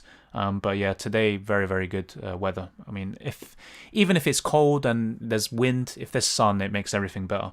Liverpool defence is banned from my team after the 7-2. I still refuse to play 4 at the back. Fair enough. Yeah. I mean, not even just that. I mean, I remember I brought Arnold in for a 1-week punt against Brighton. How wrong was I to do that? Jesus Christ. But yeah, Liverpool defenders have been very shocking this season. So maybe I shouldn't do that. But let's fix this again, by the way. So Rudiger in. Yeah, let's get Calvert-Lewin. Not too sure, to be honest. I might go for Iheanacho for now. Very reactionary, of course, but he is a differential. I love differentials, believe it or not. Yeah, I don't know. I mean, I'll be honest. Look, let's analyse my wildcard briefly. Hopefully I don't bore you all to death. Apologies for that. But Kane, pretty nailed in this. Having either Lingard or Antonio, one of them definitely, is nailed in. Bruno Fernandes, nailed in. Having a Leicester midfielder or attacker, probably nailed in. Gundogan or KDB, same thing. City defender or 2, same thing. Chelsea, yeah. Shaw, Creswell. So really what we're looking at, the kind of variables, is Trent Alexander-Arnold, Jota, and yeah, one of these players from West Ham or Leicester. That is literally, everything else is kind of nailed in for my wildcard. Maybe I could go for a Cancelo or a Stones, or maybe doubling up on City attack and getting rid of Ederson. But to be honest, as I discussed before, Game Week 33, being able to bench Ederson and then have another 3 players from City and Spurs and having an 11 for Game Week 33 kind of makes me tempted to spend a lot of money on my goalkeepers. So the way I look at it, very nailed on. 3, 4, 5 changes maybe, and the rest is good to go. But yeah, long-winded answer. What nationality are you? Well, I am British, or I was born in England, should I say, but my family are from Argentina, so I consider myself that too, really, more so as well. So in football, I do support Argentina more, and it's not glory hunting. We haven't won in like how many years, despite all the good teams we've had and players. He's Somalian. Brazil better than Argentina. I mean, that's just complete BS. Just like me accidentally saying that North London is, I'm not going to repeat it, but it is red. It is red, and that is a fact. I support France and Italy is ours, and yeah, to hell with Chelsea. Fair enough. Yeah, France, when they had Henry and Perez and stuff like that, I did like them, but yeah, I mean, obviously now they've equalled our amount of World Cups. He's got a little Messi in him. It's mild and cloudy, a bit warmer for sure, but time to go. Yeah, exactly. Which teams have double game week fixtures to come? Asked James. Well, Spurs definitely will have one. Everton, Aston Villa. These are the sort of teams. And then, yeah, probably City as well, because of the blank game week in 33. They have to reschedule that fixture with, is it Southampton, I believe? Or Fulham, whatever. But yeah, that will have to be rescheduled. And United could have one. Look, a lot of things will depend on what happens in the FA Cup and stuff like that. Obviously, actually, to be fair with United, now that they're knocked out of that, it really depends on Europa League, although I'm not too sure if it affects the fixtures too much. But yeah, what happens in the FA Cup final, that will also impact who has another double game week. You would assume it'd be City. But yeah, those are the sort of teams we're looking at. Mendy in for Pope. Terrific tech ass, definitely. I mean, Pope could do something against Southampton, but yeah, you're also looking long-term, good transfer. He's going to outscore Pope. I'd go for it, definitely. Do you know when Barnes is returning? Well, according to FPL, which they get their information from Rodgers and the press conferences, he's expected back on the 11th of April. So what time frame are we looking at? Game week 33, really. So, or what am I saying that? Game week 31, sorry. So basically, he would be available for this, but I'm not too sure about Barnes anyway. As I said, just having at least one of Barnes or Maddison or Iheanacho would be the case. I'm not too keen on doubling up on them, but as I said before, this wildcard is subject to change. Just a few things. Best replacement for Dunk? Asked Kobe. Well, I would be lying to you if I didn't mention some of the players on screen. A Chelsea defender, either Rudiger, Azpilicueta or Alonso, definitely. Luke Shaw, Creswell, City defender if you don't have them already, but I guess you do. And who else? Cody, but that's mainly looking to Game Week 31, so maybe not necessarily for Game Week 30. If you are willing to do a 1 week punt and you don't have Dallas already, go for him, but I'm guessing you do have him. So yeah, those are the sort of players I'd be looking at, to be honest. Yeah.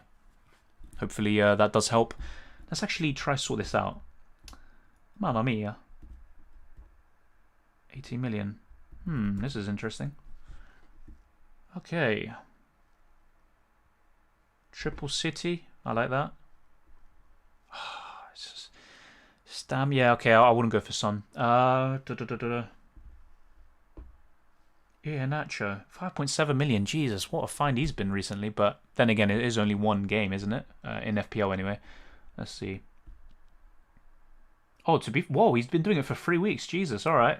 Crikey, I'll hold my hands up. He's been doing well. 5 goals in his last 3 games in the Premier League. Wow, well done. But anyway, who else could we go for in midfield?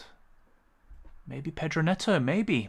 I mean, when would I go for someone like Pedro Neto? Blimey. You know what? He's actually worth considering, isn't he, chap? Okay, fair enough.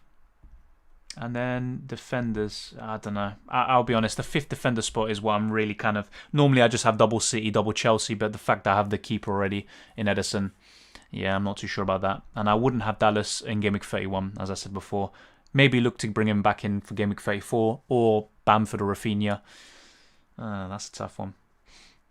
Damn it. Okay, you know what? I'll do this. I'll keep Bamford. I'll get either Barnes or Maddison, whoever's fit, whatever. And then, yeah, Cody or Leicester defender. Let's look at Leicester's fixtures again. So my apologies for this. Yeah, I mean, they're still good. I expect some clean sheets there, but not too sure. It's this fifth defender spot really that's mainly bothering me. I'm not too sure. I'm not really feeling most of the assets right now. Yeah, I'll be honest. I just don't like the look of a lot of them. I just wish Justin was fit because I would have had him basically for the rest of the season. He'd be a no-brainer for me. It is a shame, isn't it? But what can we do? You could even triple up on Chelsea defence, but maybe I'm being too woke there. Whatever. Let's actually just go for that. Something different. But tripling up on the defence is, trust me, it actually gives you a heart attack sometimes. Nacho for Watkins in Game Week 31, asks Rahik. Yeah, I mean, Watkins, I'll be honest, even in Game Week 30, you could arguably get rid of him. I know Fulham are good on paper, a good fixture, but yeah, Watkins, I'm not sure. He will improve now with Grealish, I will say that. But Nacho is looking like the better asset. Is it worth having Bale for Game Week 30 and starting him? If you have him, I just start him, I guess. But otherwise, I have considered benching him for Antonio Stones because what I am fearful of is him coming on for a short cameo and he gets 1 point. That's what I'm fearful of. But if he doesn't play, I literally don't care. Antonio Stones come in, I'm not going to worry about that. But yeah, if you have the bench, I would probably say, yeah, keep him and start him. Is it a good choice DCL for the rest of the season? Yeah, he is, definitely. The one thing I will say with him and Everton, though, is that they're very inconsistent. Yeah, they don't have anything else to play for. They're going to be putting all their eggs in the Premier League basket. But not too sure. Like, I definitely wouldn't double up on Everton attack. Or even double up on Everton. I'd probably just have one of them. And yeah, just have your pick. Richarlison, Sigurdsson, or Calvert-Lewin. And then if not, if you want Dini at the back, fair enough. But he is a good choice rest of the season. I wonder if we can break a record for the lowest finishing team to win a European trophy. I'm not sure what that record is, but yeah, not the sort of records we want to chase, but we'll take it. You know, I just want to win that thing if possible. Mitchell gang. Oh, I forgot about that guy. You know what? Mitchell really, I just have a really bad, not relationship, you know. I mean, it's FPL, but this guy, I had him beginning of the season, and whenever I benched him, he would do well. Like he'd get, I don't know how many points against Manchester United. Didn't he get like 6, 7, 8 points? And then when I play him against, poor opposition, he'd do awful. And then when I bring him back in, same thing. After he gets a 9 points or whatever against Arsenal, I bring him back in and he does complete rubbish. I mean, blimey, I hate that guy, FPL wise. Play Salah or Bale for Game Week 30. Oh, God almighty. I'd probably play Salah, but if Bale starts, you would fancy him to probably outscore him, but yeah, I'd probably go for Salah. Do you think I should make any changes to my team? Martinez, Creswell, Digne, Shaw, Bruno, Bale, Lingard, Rafinha, Kane, Bamford, Antonio, bench, Pope, Target, Odegaard, Dunk. I think your bench is pretty fine. You could arguably start Target, but who would you start him over? With Creswell, maybe, but he does have that attacking potential, doesn't he? So does Target, to be fair. And Fulham are decent, so that's a tough one. Oh, yeah, you know what? I think your team is pretty well set. I agree with it, but you could arguably put Target instead of Creswell. The rest looks very fine. I had that with Soucek, yeah. I mean, he looks like someone... I never got him in this season, and I looked at that, and I thought I would bench him a lot, and he'd get those points, and that would really piss me off. So I'm happy that I didn't get him, but there were times where he literally killed my rank. Everyone had him or coming off the bench. He's literally like probably the best player in FPL history, or one of the best, for people just come off the bench when needed and just do the business. That's the thing with him. I remember putting Ollie Burke ahead of Mitchell on my free hit 18, cost me 8 points, never forgive him. I actually had Burke, believe it or not, but only as a sub. I never had him starting or even come on from the bench. You know what? I actually look at it now. Throughout the whole season, I've had assets from every team. So I had Saiss from Wolves. Obviously, I had Triple City. I had Leeds players, Liverpool, Villa, even Palace with Mitchell. I've had Chelsea players in the past like Zuma. I've had Burnley, of course. Have I had Newcastle? Oh, yeah, I had Callum Wilson, didn't I? Okay, I did have some of those players. West Ham, I had those players. Leicester, Spurs United, Sheffield Arsenal. There's only 2 teams I haven't had assets from. So I've had assets from Everton and Southampton and Brighton, but I've had no one from Fulham or West Brom. It's crazy, isn't it? Or am I chatting shit? Did I have someone from Fulham? I've never had Areola, who is probably the one I would go for. I obviously recommended Anderson for the free hit last week, and that turned out well, but didn't get him in myself. Einer's another one. I'm actually not sure I've had a Fulham player, you know? Actually, yeah, I did. I had Anguissa, didn't I? I think I had him as a budget player. I might be wrong. So maybe West Brom is the only team I haven't actually owned a player from. I have to check that. Obviously, it's a bit of a random fact. I'm going on a tangent, aren't I? But yeah, wow, that's interesting. I mean, to be fair, they are both in the relegation zone, aren't they? Or nearabouts. I think 5th midfielder, I'll just go for a cheap nailed option with good fixtures like Luton. Fair enough, maybe that is the play. But with the amount of options there are in midfield, I think it's actually an option to just go with 5 really good midfielders. And also, if you're planning to keep Bamford, it actually makes sense to have 5 really good midfielders who can cover for him when he has these really tough fixtures. And when they turn again, you could literally just put Bamford in and then bench one of the other 5, depending on how the things are going up. So, yeah. I have that relationship with Callum Wilson and Robertson. Yeah, Wilson, I remember last season, he was on a streak for Bournemouth. And then as soon as I bring him in, he keeps blanking. But I think I got rid of him after the 2nd or 3rd game. And then he kept on blanking for another 7-8 games. He is a troll, isn't he? But I remember I had high hopes for him on the free hit in Game Week 18. And then Sheffield United beat them. I can't believe that, yeah. Oh my God, that free hit. Not really successful, was it? And then Ryan Fraser got sent off in the first half. And then, yeah, Robertson, this season, I remember he was doing so well. I had Trent, and I was like, oh, no, I need to get Robertson, and he's doing better. He's clearly the better asset this season. And then as soon as I get him in, he's just rubbish, really. It is what it is. I had Yedlin from Newcastle. Actually, yeah, I also had Yedlin, I think, or something like that. I had a Newcastle defender for that free hit on the bench. Yeah, so that's true. But either way, I had Wilson. Saiss and Justin, first game week of the season, got me hyped. Saiss was decent for the first 8-9 games, then started getting dropped. Exactly, Mickey. And there was a point where he was the highest scoring defender in the entire game, and then he randomly gets dropped. Zuma, same thing. He has like 80 points, highest scoring defender, dropped as well. And obviously both were in my team. That's why I remember it so bitterly, but it is what it is. Button, no. I think I've had Button in the past when he's at Brighton, but not at West Brom. No, I think I had the likes of Steer and Fraser Forster and maybe someone else as a 4 million keeper. I don't think I have Button. Bottom Benchford is my only West Brom player. Yeah, I mean, to be fair, right now, you could even go for a Diagne, I think that's how you say it. A Pereira, to be fair, he's been pretty decent at times. I remember Game Week 19, legendary performance for anyone who had him. Maitland-Niles is looking good. But other than that, you really don't want to go for them. Maybe Ajay, because he scores so many goals. I don't think I've had Sheffield United or Newcastle, had Johnston and Anguissa. By the way, I'm having international break PTSD. Last time there were injuries galore. Wonder how many populars will be out. Oh, yeah.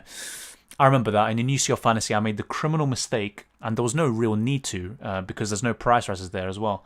I made early transfers, and then so many injuries happened at international break. I had the likes of Joe Gomez coming into my team, and suddenly he's out for basically the rest of the season. So just very important to hold off your transfers right now, including FPL, UCL Fantasy, whatever game you play, and just kind of wait it out. Doesn't matter about price rises. Hopefully there's not too many injuries. Not only is it boring, but all my assets will inevitably get injured. I have the Wildcard, of course, but wouldn't want to use it this week. Yeah, I completely agree. And, I was actually kind of looking forward to the international break with World Cup qualifiers for South America. So Argentina were going to play Brazil and Uruguay. So some very big games there. But obviously all the World Cup qualifiers in South America got cancelled. So don't really have that to look forward to either. Can't really see Messi play, unfortunately. Although there might be a friendly rescheduled against Ecuador, but it's going to mainly be players from the National League, or the local league, should I say. So, yeah, it is what it is. Is Forster likely to get many starts? I'll be honest, James, the way that Hasenhüttl is moving with Forster one game, then McCarthy the next, I couldn't tell you, but I think he will get starts. But I couldn't guarantee if he's going to get you many. Brought in Havertz and might go captain. Thoughts, yes or no? I'll be honest, not for me, but... Then again, someone said that about Iheanacho against Sheffield United. I said, not for me, and then look what he did. So maybe it is worth it. Maybe it is. I think he got an assist last time he played them, believe it or not. Maybe for the second or third goal they scored in the comeback from 3-0 down.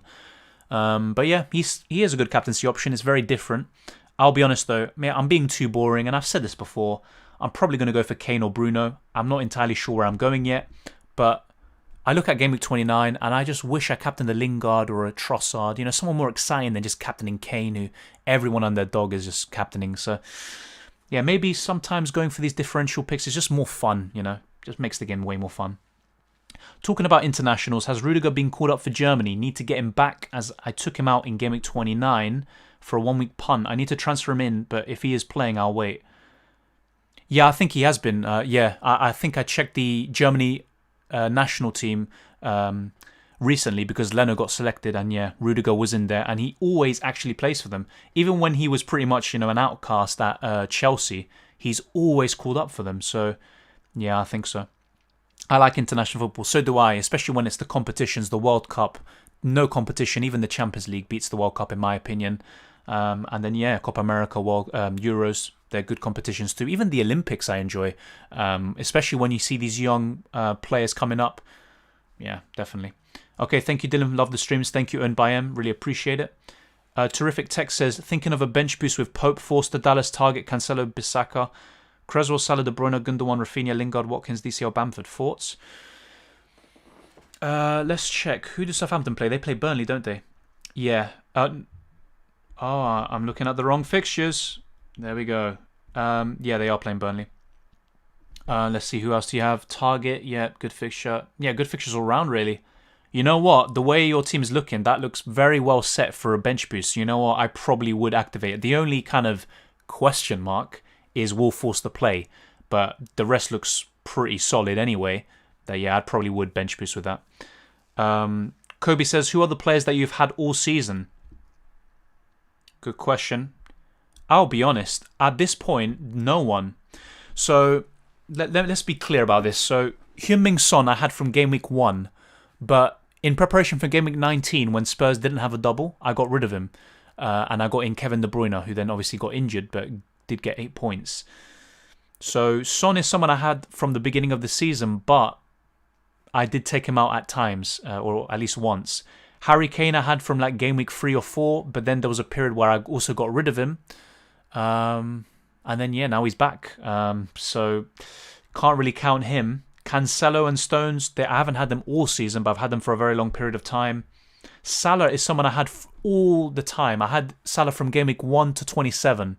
But then in preparation for 28, looking ahead for the blank game week, I got rid of him for Bale. So Salah is someone I recently, got rid of, who I had all season. So really, there's no one I've had all season. I've kind of changed things around. But yeah, technically he is Son, but I couldn't really say that for sure. Bruno, I actually got him very late, around game week 10, I think. So yeah, believe that or not. I've really gone off video games this last year, and FPL has perfectly filled that void. Nice community, engaging game, and all ties into my main interests. Can definitely be stressful, but it's cool. Yeah, that's a very good point. I've actually... there was a period when I was actually going off gaming. Obviously, people that know me will kind of just be like, no, you're chatting rubbish. But yeah, I felt the same way, and FPL is a kind of... It actually links pretty well, to be honest, and yeah, with football. One of our main passions for most people, if not our main passion. But yeah, very stressful indeed. I can't lie to you. It's not going to get any better in terms of stress, but yeah, just try and enjoy it, definitely. And the community is very good overall. I'd say the vast majority are very helpful and supportive, and also very creative and constructive. Obviously, you get some idiots here and there, but in every community, you get that. First season, I am very happy with my rank, and I've gained lots of new things I've never knew, and found lots of great new content creators like yourself. Well, I appreciate it. I'm just an upcoming content creator. I have a lot of room to improve myself, and yeah, I mainly just started this. I just like talking about football and FPL. I've done it in the past with previous YouTube channels, and yeah, FPL is something I've recently gotten into. I used to play it casually, or at least Sky Sports Fantasy, but really only until like basically last year. From 2020, that's when I really started doing it, and then I started making videos. But enough about myself. I mean, no one wants to hear about myself. Your rank, yeah, I mean, I'll be honest. Last season, I was very shocked to even get to 68k. But this is the thing. Sometimes, everyone just looks and say, oh, you have to finish top 10k to have a good rank. Doesn't really matter. Sometimes just saying these personal milestones for yourself are what is what's best. And you might have a really bad start to the season or take a lot of hits, and then when you make an incredible comeback to finish in a good position, I think that just beats just try-harding and taking the game too seriously and finishing in the top 10k. But maybe I'll think differently if I do break into that rank one day.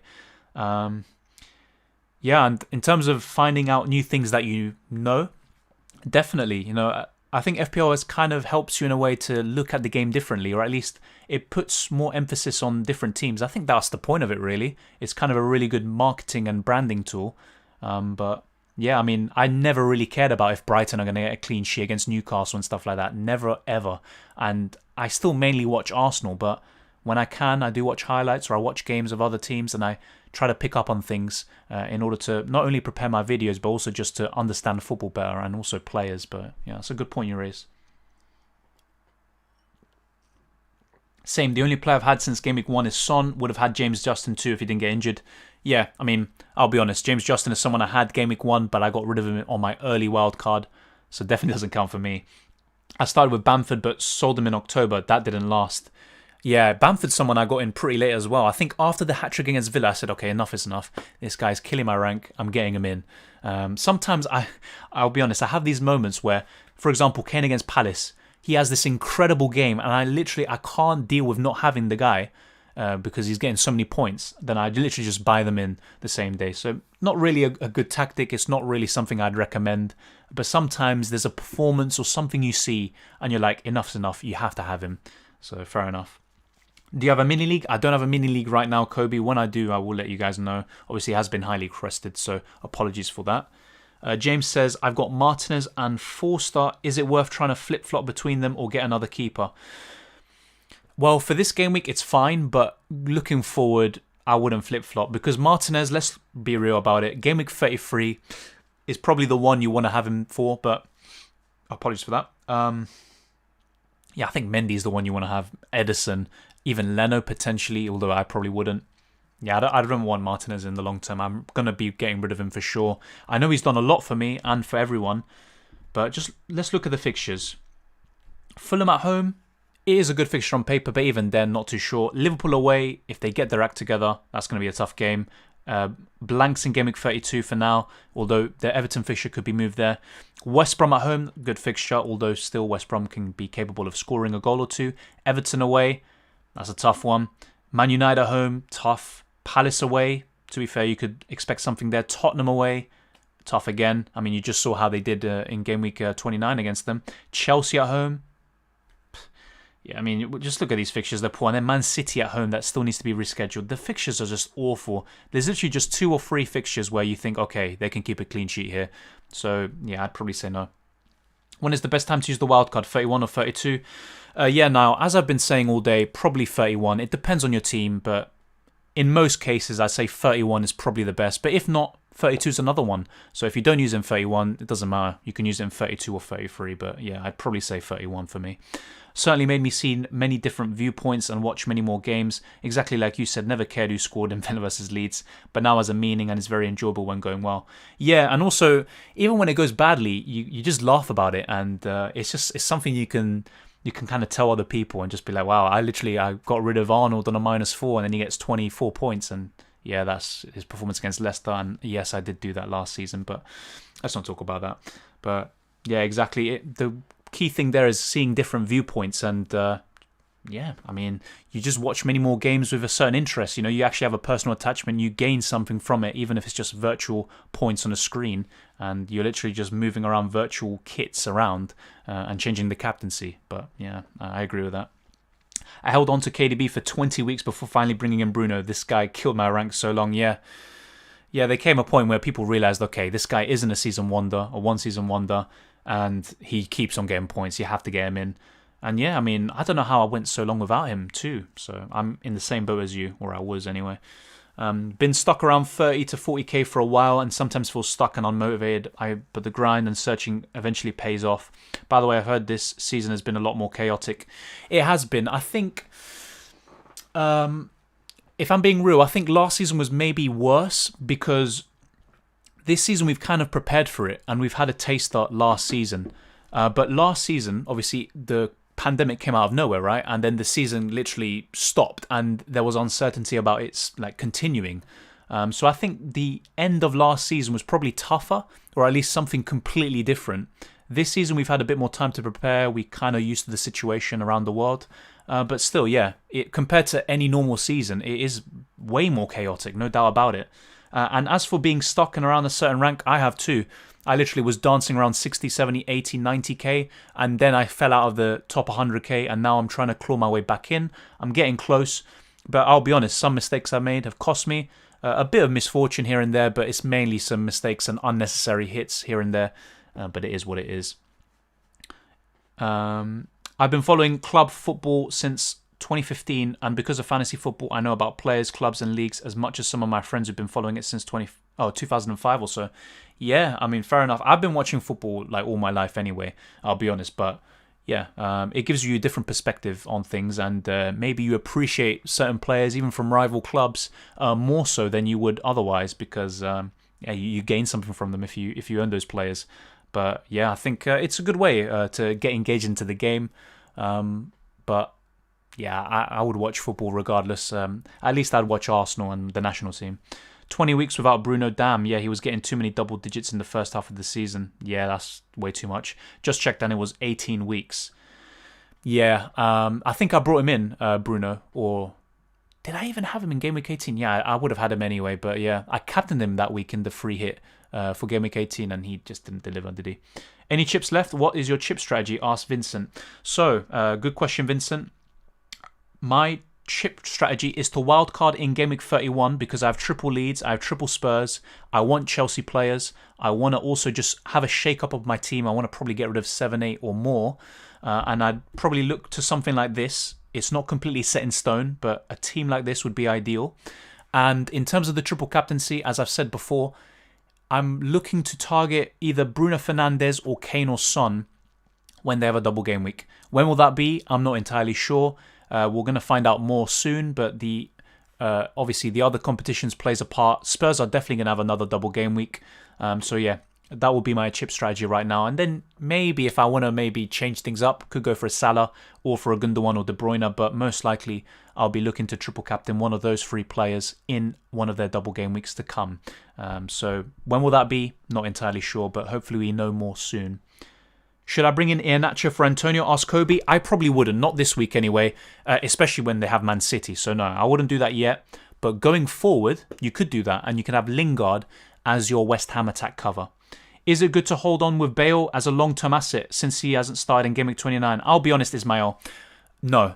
And I know I have triple Spurs, and ultimately it was the wrong call. Obviously, the Son thing is kind of unfortunate. No one knew he was going to get injured. Bale, that is a bad move, but then again, it can go either way. The reason why I got in Bale was a short-term move to build for Game Week 29 and also to target fixtures like Newcastle. But after that, they have Manchester United, and you don't want to have triple Spurs. Also, when they have that blank game week in 33, if you have triple Spurs and triple City, you're looking at 7, 8 players starting in game week 33, which, you're literally putting yourself in a bad position. So ultimately, no. Son is the long-term asset you want from midfield, or if not, Harry Kane. You could have both of them if you want, but yeah. Long-term asset, Bale was never going to be a long-term asset for me, but he has been even more disappointing than I anticipated, and I definitely wouldn't recommend holding him long-term. The 2018 World Cup Fantasy was my first try with any fantasy game, and even though I didn't play it properly throughout, it helped me start with FPL and UCL Fantasy.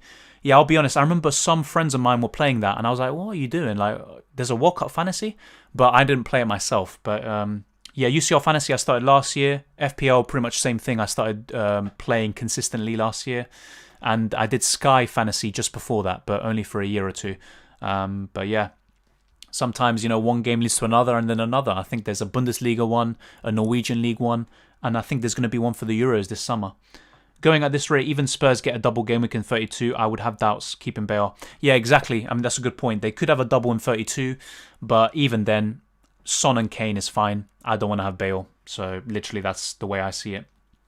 If you have 2 free transfers and you wildcard the same week, do you still have the 2 free transfers in the next week, or do they wipe out? You only have one, I'm pretty sure, just like with a free hit. So even if you have 2 saved or 1 or 0, it just literally, you're going to have 1 after the wild card. I remember Euros 2012 Fantasy Classic. I'll be honest. I mean, FPL has been going on for a long time, over a decade, even in the 2000s. But yeah, I'll be honest, I never played those.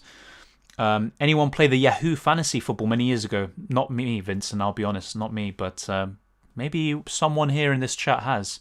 So let him know if you have. Is it worth using transfers on a wild card for the sake of it, so it feels more worth it? For example, is it better making 8 transfers you think is enough, or make more to move from the template and make full use? Okay, so if you're not looking to change at least 6 players, I wouldn't wildcard. That's the way I see it, or at least I'd strongly go against it. If it's a case of like you're running out of time to wildcard, the season's almost done, then fair enough. But yeah, I wouldn't make more changes for the sake of it, which is what I'm gathering from what you said. I would only basically just get the best team you think for the long term or medium to long term, and also not sacrificing the game weeks to come. So for example, when you look at my team here, yes, there's good long-term fixtures for a lot of these teams, but there's also good short-term fixtures. You want to have a nice balance, and you also want to target form. And you look at defences, who will have the best defences? Oh, United, Chelsea, City. You look at attacks, who have the best attacks? Yeah, United, City, even Spurs to a degree with Harry Kane. So that's the sort of things I'd look at. I wouldn't make changes just for the sake of it. That's just my opinion on it. I thought I was smart getting Huntelaar instead of Van Persie. Big oof. Well, Sonic Avalanche, I'm pretty sure you're on about Euros, right? 2012. Huntelaar in that year, he scored like 48 goals in 48 games. He had an even better record than Van Persie, who, to be fair, played in a tougher league. But yeah, they were both in form. That's not necessarily too bad. And I think also there was this thing about Van Persie not being good for the national team at that time. Obviously, after that, he started producing memorable moments, such as that diving header against Spain in the 2014 World Cup. But yeah, I mean, Huntelaar was actually a class player, believe it or not. I actually really liked that guy, I remember. I follow clubs from almost all over Europe. My love for the game has only grown stronger since 2015, when football resumed after the COVID break. I even watched Bundesliga like it was the Premier League. Yeah, I remember that was that time when the Bundesliga was like the first league to come back, and people were like, oh, I'm going to watch Dortmund, in their first game back. But I'll be honest, I wasn't that interested. But yeah, I'll be real though, I actually prefer football back even beforehand. I know there's players like Messi now who make the game so enjoyable, but I do prefer football in the 2000s, and then probably if I was older, I would prefer the 90s and the 80s. I don't like the sort of antics that go on now, the amount of diving and cheating and all this stuff, and then VAR now coming into play. It sickens me to death. I just want to see football. That's literally it. But yeah, fair enough. I don't have any chips left. Found it hard to navigate the next game weeks. City, Spurs, blank 33, and uncertain double game weeks for Villa, Spurs, etc. Currently sitting at 7k and hope I can finish in 5k. You definitely can. And even if you don't have any chips left, it's fine. It's going to be difficult for you to navigate these next few game weeks without a chip, but it's still possible. You're not going to have a perfect team every single game week, as you just established there. You might struggle in certain game weeks like 33, but ultimately you can still go through that, weather that storm, and finish in the top 5k. So good luck with that. Do you remember when Bundesliga resumed after COVID and we heard the fake fan noises for the first time? I don't myself, but yeah, I can imagine. Even now, I don't really like the fake fan noises. They actually just like, what's the point? I'll mute it if possible. Oh, Jesus. 1 second. I think we all remember watching the Dortmund Schalke game in lockdown 1 after all the while with no footy. What a time, yeah. And Schalke, I mean, I don't know. They used to be a good team, so that would have been a very good game. But, I mean, you look at Schalke now, they've got 1 league victory all season. And, there's been 30 games played or something like that, or 25. They obviously have a shorter season than the Premier League. Yeah, Huntelaar was the top scorer in qualifying, but was then benched in the actual competition. Yeah, I mean, stuff like that was why Netherlands flopped in that competition. But to be fair, 2 years later, they reached the semi-final of the World Cup.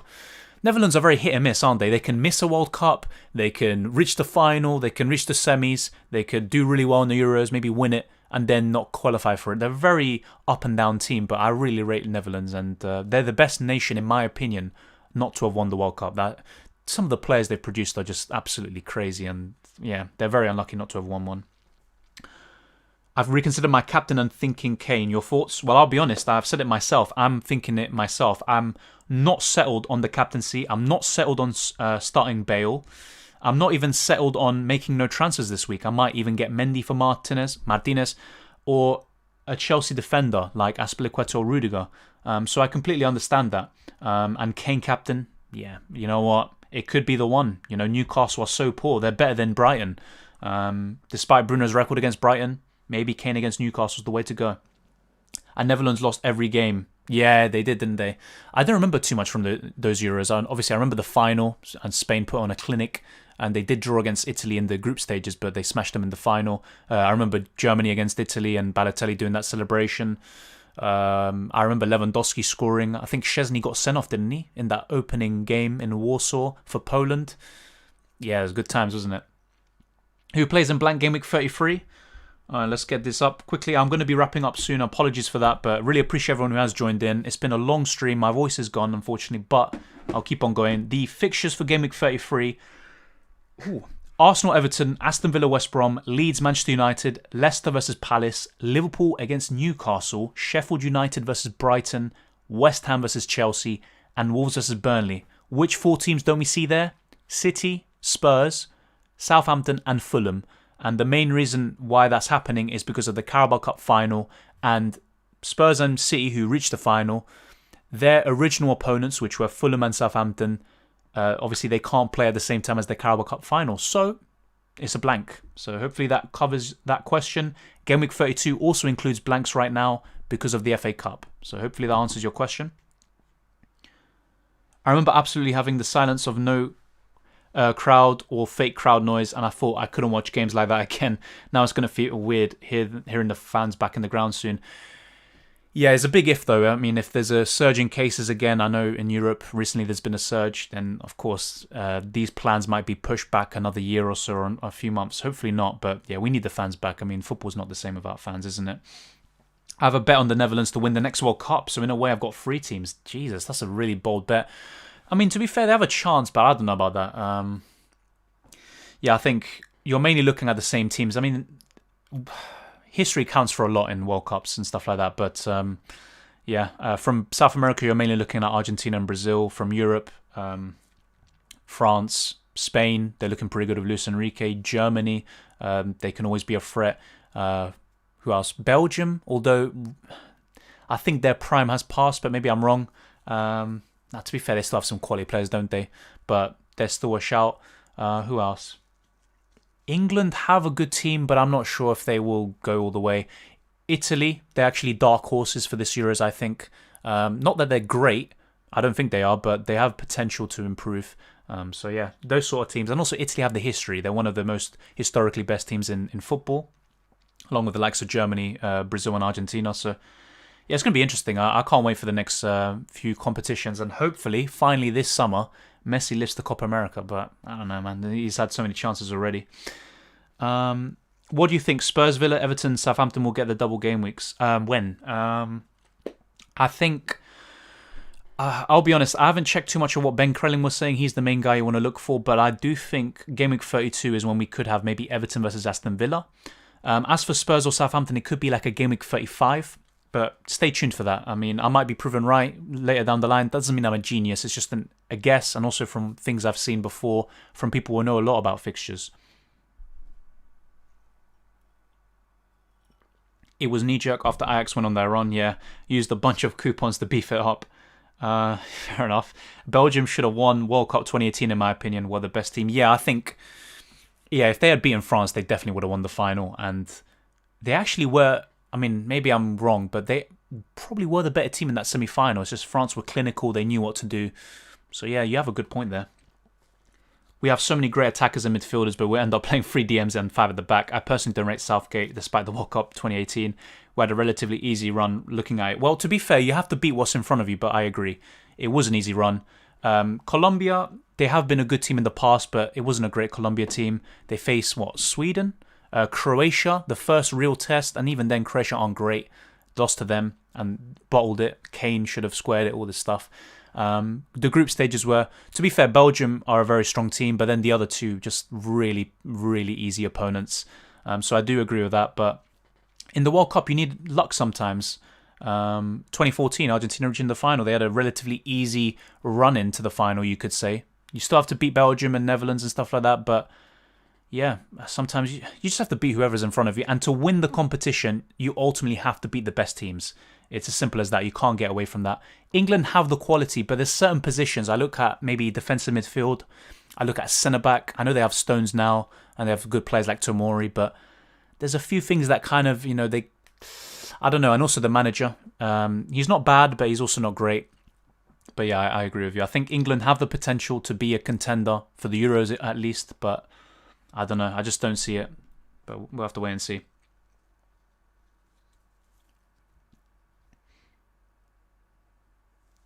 Dukes? Wait, I don't even want to try pronounce that. I think that's French, but yeah. Anyway, thanks for the marathon stream, Dylan. Enjoy the international break if you can. We'll see after it, unless you have any plans for videos during it. Yeah, I mean, I will try to keep this active. I mean, I do want to put out more content, but ultimately the wildcard video, so revisiting this team that I've made here, I would want to make it closer to Game Week 31. When we know more information about when the likes of Barnes are going to come back, when we know who's injured, who isn't after the international break. So I probably would be looking at afterwards. Also, my team selection video is probably best if I do it closer to the deadline. I will be doing the normal deadline stream. Also, you see our fantasy videos in preparation for the Champions League games in April. I'll be doing that. But yeah, if possible, I will be uploading videos for sure for FPL and UCL Fantasy. So stay tuned for that. And yeah, I'll try to keep things active. But thank you for that. Appreciate all the questions, Marco, today. And as for the international break, I would enjoy it even more if Argentina had those games and South American qualifiers were there. Unfortunately, they're not. But it is what it is. And thank you everyone who has watched. As I said before, smash the like button, subscribe if you're new around here, and follow me on Twitter and Instagram. It's DylanRCM or Dylan_RCM, the same as my YouTube channel name. And really appreciate everyone who has tuned in. And good luck with Game Week 30. But of course, before that, just enjoy the international break. Obviously take a break from all football and do other stuff as well, if possible. And yeah, hopefully this break will help us and we can improve. I'm waffling on here, aren't I? I am. But we can improve on our thoughts going into Game Week 30 to 38. I mean, this is going to be a crucial period of the season, isn't it? And yeah, we've got to get things ready, get our houses in order. But yeah, if you have your wildcard available, very, very good thing to do. And if you have other chips like Bench Boost, Triple Captaincy, we've got to know when to use them. But we're not going to know this information probably until Game Week 31, 32 and afterwards. And other competitions are going to influence our thoughts. But yeah, there's so much permutations on. There's so many things that can happen. But forget about all that. Just enjoy the international break and enjoy the football when it comes back. Club football at least. And yeah, thank you everyone who has tuned in today. Really appreciate it. And there'll be more reaction streams in the future. No doubt about it. But yeah, thank you for tuning in. Really appreciate all the support. We're trying to get to 3,000 subscribers. And hopefully we can do that by the end of this year. And really appreciate everyone who has spent period of their time of their day. It means the world to me. And yeah, just have to say thank you again, once again. Obviously, I don't want to sound like a rewinded tape, but I genuinely do mean it. And I'll see you next time, hopefully.